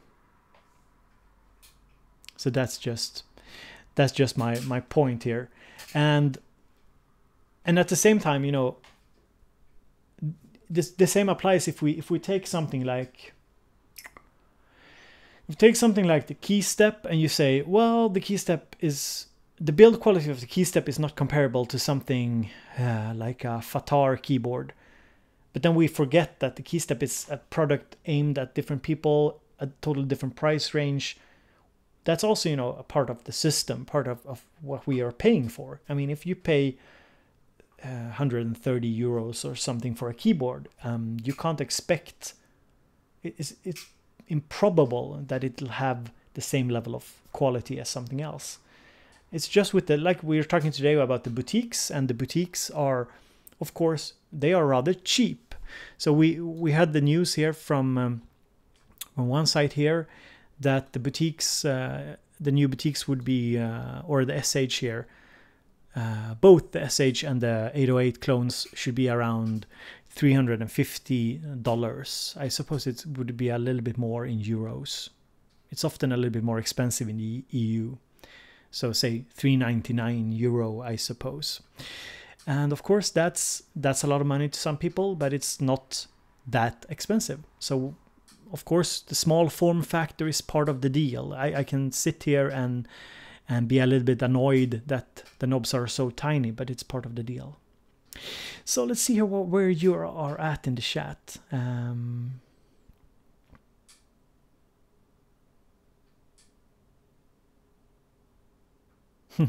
Yeah, Oliver. Yeah, I know, Oliver. There's of course every company will have stuff that is not updated. They will discontinue stuff, and that annoys me as well.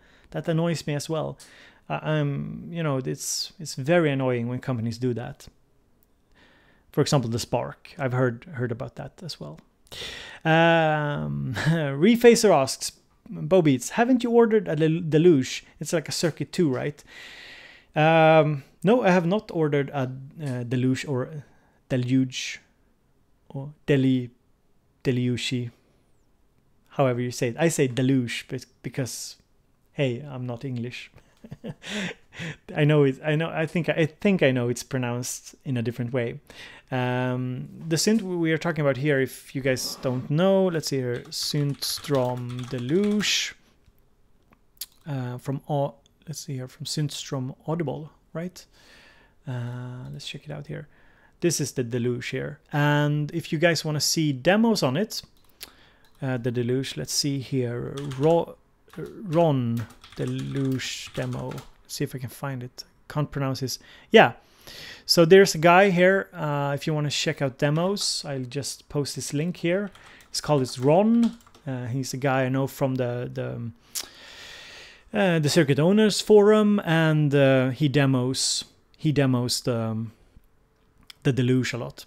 So or Deluge. Yeah, it's a refacer. You're right. It's a BowBeats ready device. So I've actually been talking to Synthstrom about lending one and review it and test it out and so on. But so far, you know, they are interested, but it's a small company and they don't really have the funds to lend people or give away products and so on. So I totally understand that. And it's, you know, I have so many synths at the moment that I need to get into and that I want to focus on, so I can't really, you know, devote the time to it. Orbix Music, good morning to you. It's almost noon here. You always catch me on my way to work. Yeah, it's fun with the time zones. And Dr. Stupid, good seeing you as well. He just got home from work. Oh yeah, seems good. I'm at work. It's good. I have like 2 weeks now where I don't really have to leave. Well, I have to go to a conference for 2 days, but other than that, it's just sitting here. Lee Huddleston, good seeing you. Lee does work on the circuit editor. So Lee is if I'm not mistaken, a programmer, and he does a lot of work on the circuit synth editor for the Innovation Circuit. So, and we have MU8 Sounds here. Sanj, maybe. Good seeing you as well. Good seeing that you're watching from work. I pride myself in streaming in hours, so I mess up your work. That's kind of the point.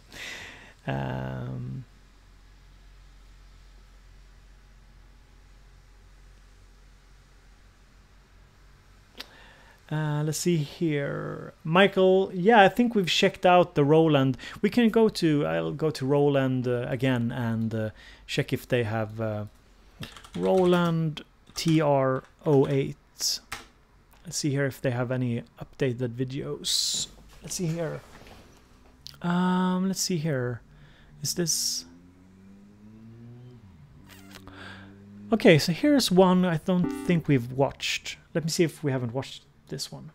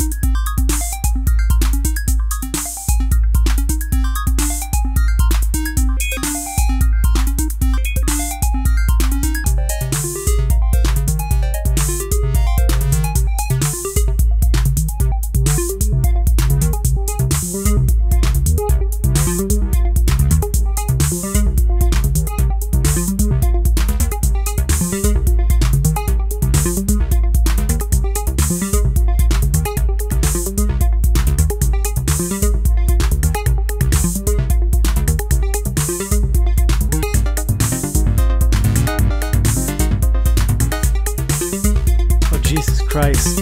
Oh, these demos. Oh, anxiety alert.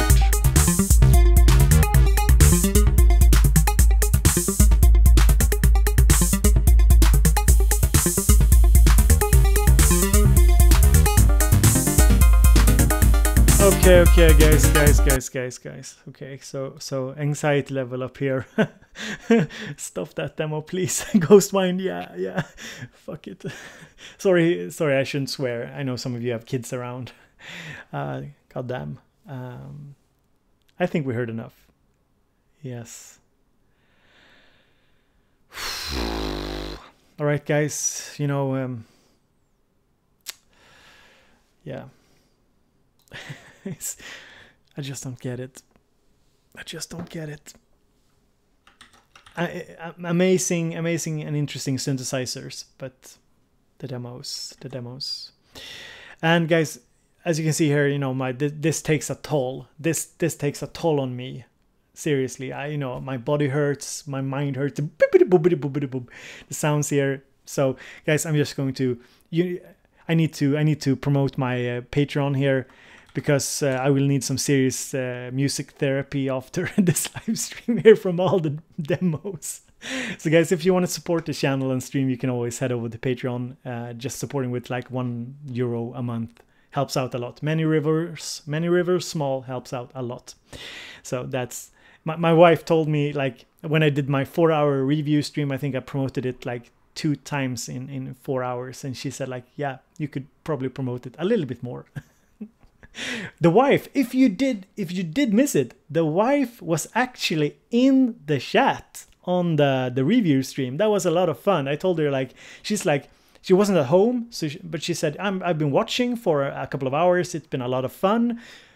I mean, she rarely watch my content, but she was watching and she had a lot of fun. She said the chat interaction was a lot of fun, and I told her, like, announce yourself, say something in the chat. And you guys were pure gentlemen. It was a lot of fun, and I think it's very fun that she hangs out with us. And I saw some very funny comments about thanking her for letting me do this, which is very true. And it's not supposed to like sound misogynistic.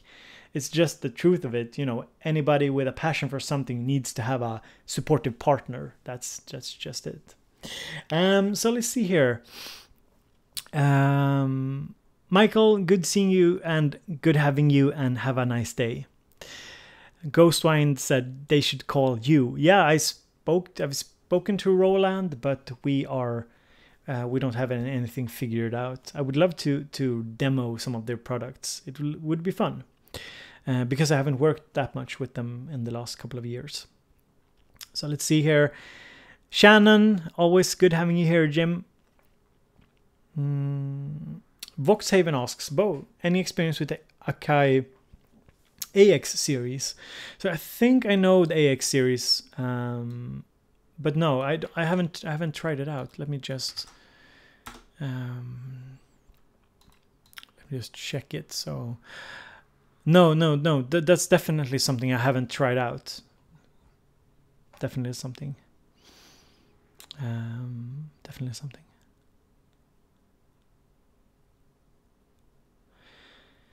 Let's see here. Speaking, JJS says, speaking of the sound of classic Roland drum machines, also, is anyone using the Revolution plugin from Wave Alchemy? Sample bass and seem quite serious. Yeah, I've heard about that one. The Revolution plugin, but I haven't tried it.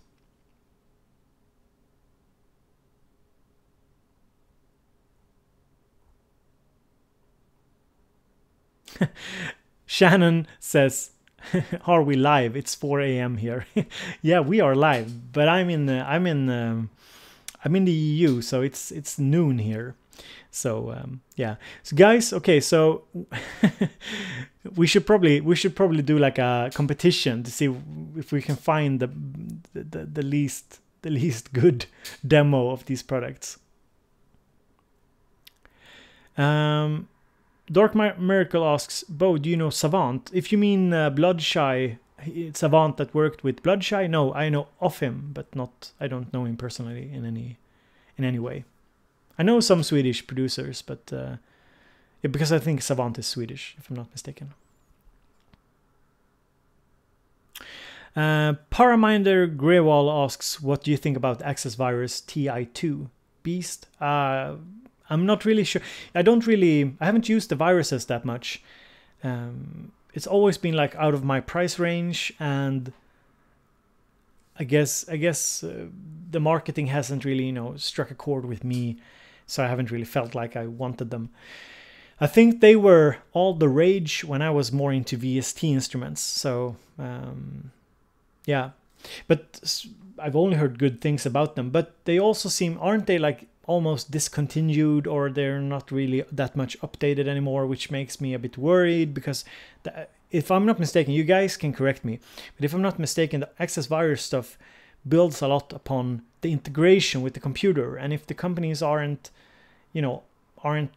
being up to date, or aren't really, you know, focusing that much on their product line, that makes me a little bit worried. That's why I like a lot of the more old school stuff that is more standalone, because ultimately I don't really like to rely on things that need to be updated to work with a computer. I don't really rely on Overbridge for my Electron stuff either, even though I think Electron will keep updating. I don't really like to rely on it. So that's my thoughts on it. Shannon asks, hey Bo, are you going to get a DeepMind desktop? The DeepMind, are you referring to their Moog clone or the DeepMind, because you said DeepMind D desktop? I've been looking at the DeepMind desktop because I like the idea of having that kind of desktop module, but I'll probably not be getting anything Behringer, not because I dislike Behringer in any way. I just, you know, guys, I have to hold back a little bit, contain the gas. Maybe if I sell something in the studio, replace something, maybe, but it's hard. It's hard. David Thompson, good seeing you, David. Always nice having you here. What monitor speakers do you recommend on a budget? So the speakers I have are, these are the Samson Resolves, and they worked really nicely for me for many years, and I'm not up to date what Samson are doing in terms of speakers at the moment. And these over here are the KRK Row kits, and the KRK series was like all the rage when I got these ones. These are the limited edition gray ones, the KRK Row Kit 6s, I think, the 6-inch ones. Would I recommend? I would go for the Yamaha HS series. Yamaha HS, something like the HS5 or something, I guess. Yeah, something like this. Yeah, the Yamaha, and I wouldn't get too big a pair if you're in a tight space and you don't have much acoustic treatment, because and I will tell you simply why I would recommend it. If you don't know exactly what you want, if you're uncertain, a very good thing is to try and listen in a little bit on the conversations people are having on communities and forums, and see like in what direction are people swaying. Because it can be a very good thing if you're uncertain. Don't listen to all the talk about anything sounding super or, you know, being better than something else. Just see what are the main product lines that people seem to over time be happy about. And the HS series seems to be a series that has been very popular for a long time. Like they haven't fallen out of grace. And that's important, I think. The KRKs were very popular, especially in hip-hop circuits. Very, very popular. But I wouldn't say that I would say they've fallen a bit from grace, and I would say that it was a lot of hype surrounding their Row kits. And I've heard a lot of people say that you pay perhaps a little bit more for the brand because they were very popular. But I don't think they are bad. So, but I would recommend, I recommend the HS series, definitely.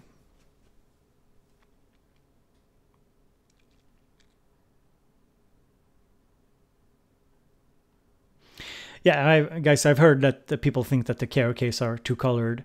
Now, mind you, if you train your ears, you can make it work on pretty much any speaker system. That's why I don't think you should overthink it. I think stick to some known speakers that have a good, solid reputation over time. That's my formula. If you do not know what you're looking for, and you can, and of course there are high end stuff, Genelex and some stuff like that. You could always go for as well.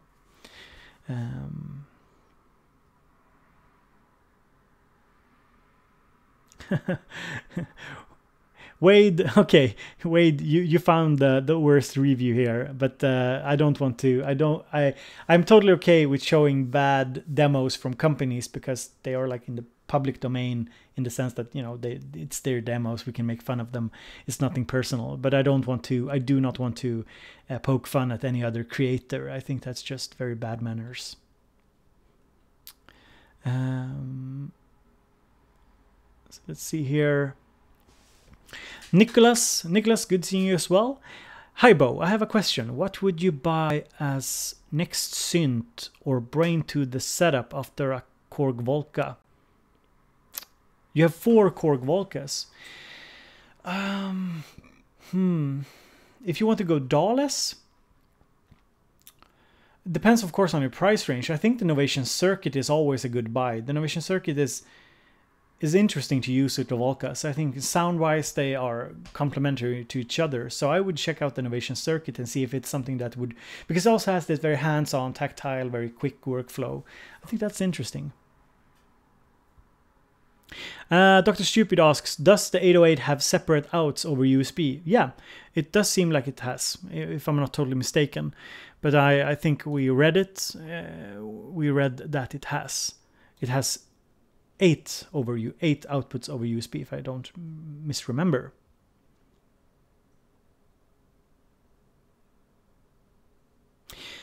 Steven asks, have you tried the Peak and the Matrix Brute? No, I haven't tried them. Neither. I haven't gotten the chance, and I wasn't really. I could probably have gotten the Matrix Brute from Arturia, at least at a decent price, but I'm not in the market for such a big synth. I don't have anywhere to put it, really. I have a big room, but it's filled up. Mikko, good having you, mate. You stayed for a long time, so very pleased to have you. See you later. Yeah, Dr. Stupid, separate audio outputs does seem to cost a lot, because of course that's added conversion. You have to convert the sound, so keeping it digital all the way is probably a lot more affordable for the companies, says the hobby engineer, but it does seem that way.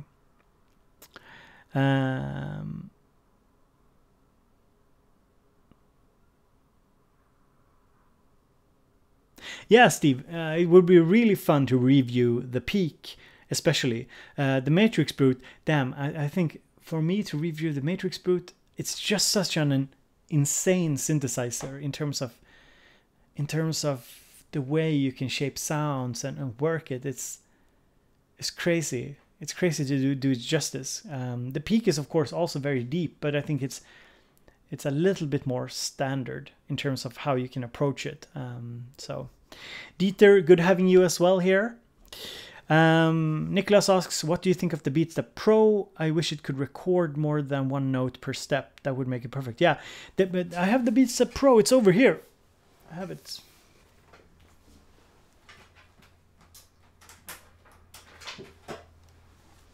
I have it right over here. The BeatStep Pro, and yeah, I think it's I'm going to do like a first impressions on it soon. I think it's a very, very solid product for what it does, but you have to be certain that it does the things you want, because otherwise it's just it's a waste of space. Because it doesn't have any synth engine, of course, and it's not polyphonic like you say. But for what it does, if you want like a drum the possibility to sequence drums and 2 monophonic sequences, it's very interesting. It's a very interesting, and the CV of course is very cool as well. If you have I can totally see why people are using it with their modular setup. I can totally see it. And yeah, Steve, they did a new update. They added let's see here.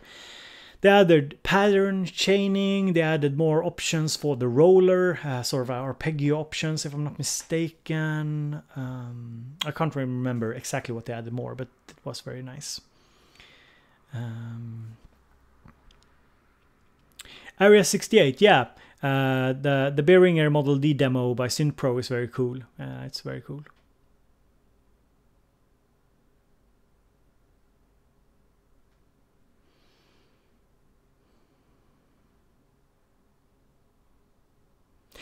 No, Steven, I haven't reviewed the Beatstep Pro. I haven't reviewed it. I got it from Arturia a couple of weeks ago. It was sent all over Sweden. It went.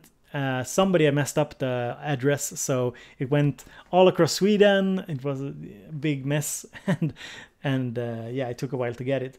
And I've just been working. I've actually used it. I've used it a lot as a controller for my DAW, actually. That's might not be the most normal thing, but basically what I have is I've had it set up over USB, so I can use the 3 channels to 3 corresponding like virtual instruments, and then I've sequenced stuff on it and then recorded it as MIDI into it might seem cumbersome, but it's, you know, it adds a very it's been very good to use with my mobile laptop setup, because you can use it as a controller, you can use it as a keyboard, you can use it as for program drums and so on. It's been a lot of fun actually to use it that way, and it's harder to use the circuit in that way, because the circuit has more fixed CC values and so on. So I find that the circuit was a little harder to use that way. But it's and because it's USB powered, it's worked very well as a controller.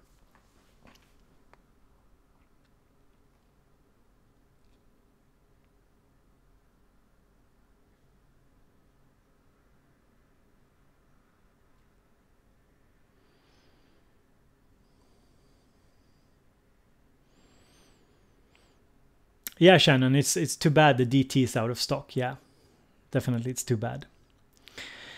Yeah, the Digitact is expensive, definitely, and in Australia, I've heard that most synths are expensive in Australia. So guys, I think we covered the news here on the new stuff, sort of, during this live stream. I think basically we have the new Roland stuff that has come out, and you guys are of course well aware of that. We have the little SH-01 here clone, SH-101 clone, and it's called the SH-01A. Super annoying name to say.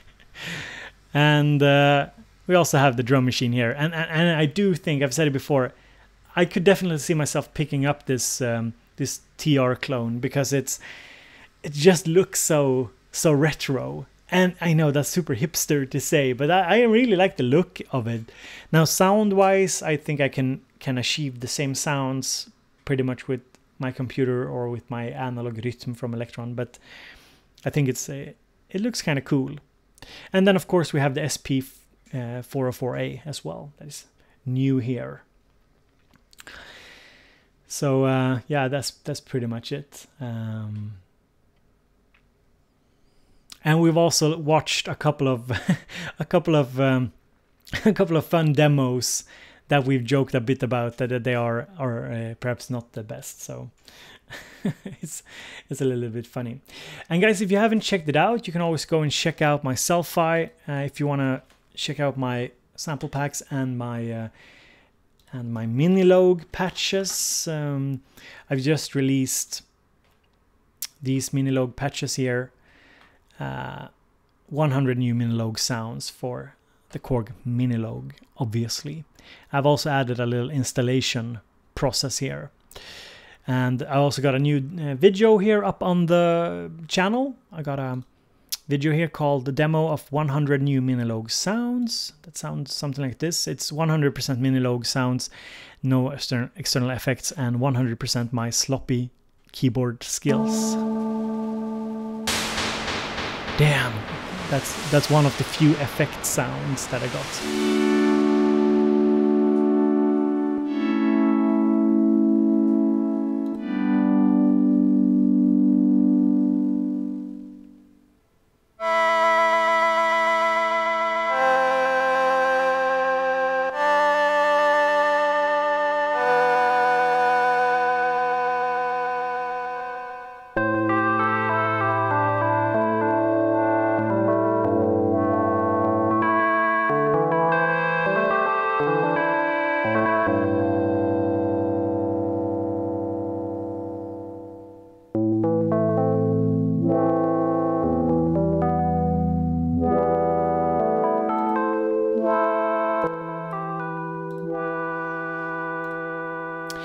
So guys, I hope you enjoyed the idea here of these Coffee with Bo streams, where we can just hang out, we can answer some questions, but we can also talk about the news.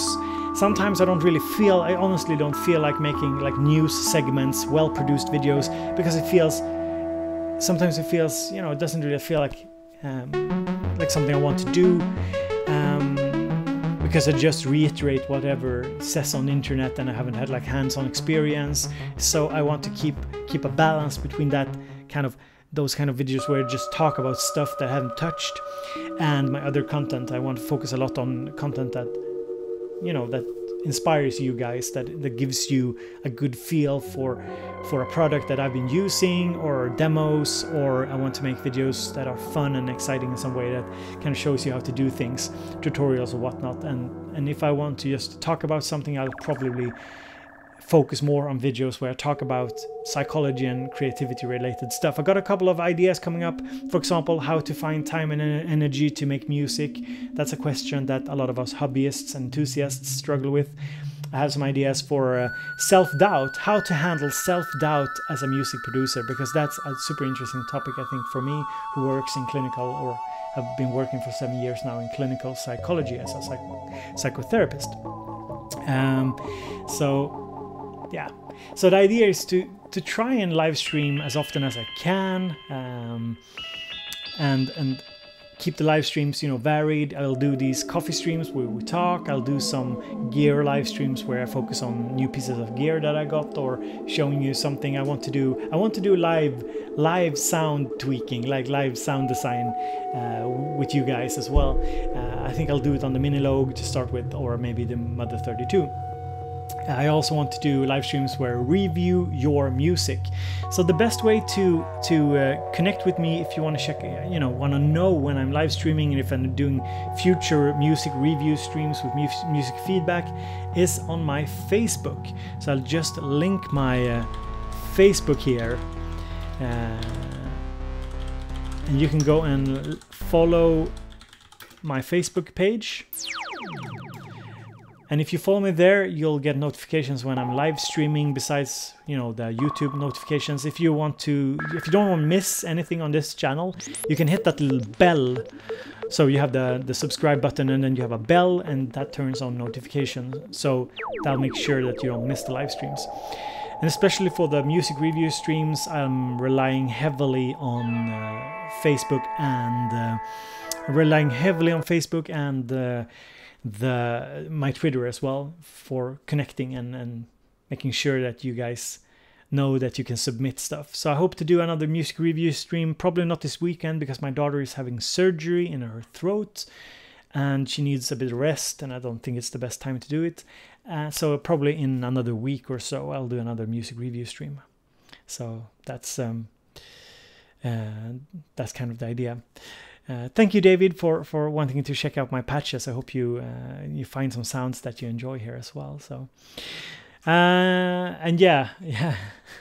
Thank you, guys. Thank you. It's my daughter. She's it's not a big surgery. She's just taking away her tonsils. You know, the stuff in your mouth that is supposed to protect from infections and so on, because she has trouble breathing when she sleeps. So it's a very minor surgery. So the only thing I'm worried about is the anesthetics, because that can, of course, have side effects and lead to problems. It's very rare, and here in Sweden we have very good health care, so I'm not worried. But if anything, that's something that, you know, I think about. Yeah, so focus this weekend is probably on her and her recovery. That's kind of the plan. I thank you so much, guys, for the well wishes. Feels good that you have my back here. And yeah, it's ice cream time. Yeah, definitely Ghost Wind. It's Ghost Wind. It's ice cream time. We've promised her so much ice cream. My daughter, if you didn't know, she's 3 years old. She's the cutest girl out there. I'm not biased at all. I'm an objective reviewer of my daughter's cuteness, and yeah, I'm just I'm just very happy to have her. She just went back to kindergarten now, so I have more free time. Or free time is it's not that. So I work. If you didn't know, if you're new here and didn't know, my channel is about synthesizers, creativity, music production, and I've been doing it sort of 50% of my time since early this year. So I'm supporting myself through ads on Facebook, ads on YouTube, ad money, Patreon, and selling, you know, samples and patches and whatnot. And you can find the links down in the description if you want to support. And basically the idea is that I make like a basic living from my work as a university teacher, and I do the YouTube as a creative thing on the side. And the first aim is just to make it self-sustainable. That's basically the aim. So all the money I get from Patreon and YouTube is going back into the project. And I think that's very similar to a lot of YouTube projects. It's hard if you're not really big. It's very hard to make a living and to put money in the bank from it. And that wasn't really the aim when I started. I mainly thought it would be good not to have to argue with the wife about costs. If I want to get a new camera, it's good that the stream supports itself and the channel supports itself. That's pretty much my philosophy. And of course, you guys know I've teamed up with a couple of companies over time as well. Just, you know, I haven't done any like sponsored work, but I have support from a couple of companies that like what I'm doing and they want to see me make videos. And I'm always try to be as upfront as I can. You know, if you ever want to know something, you can just ask. But I always try to be as upfront as possible and to be clear that I don't really see myself talking positively about products that I dislike. I just try to avoid stuff I dislike. I want to talk about stuff I'm passionate about. That's pretty much my philosophy. So yeah, thank you so much, guys, for this live stream. I'll try to make like a highlight reel of some of the good points, us bashing the demos, us talking smack about the demos. That was fun. But like I told you earlier, I don't diss other YouTubers. I don't diss people doing demos. I don't like the idea that some companies make such a poor job with the demos. That's all. So guys, have a very pleasant Tuesday, is it? Yeah.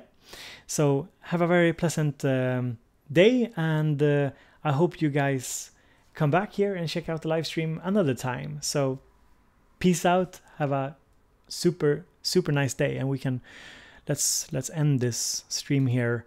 Let's see here where yeah, let's end this stream here with the best in the best possible way. Guys, are you ready?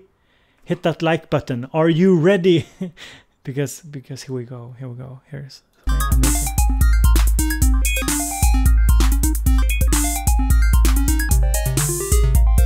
Oh yeah.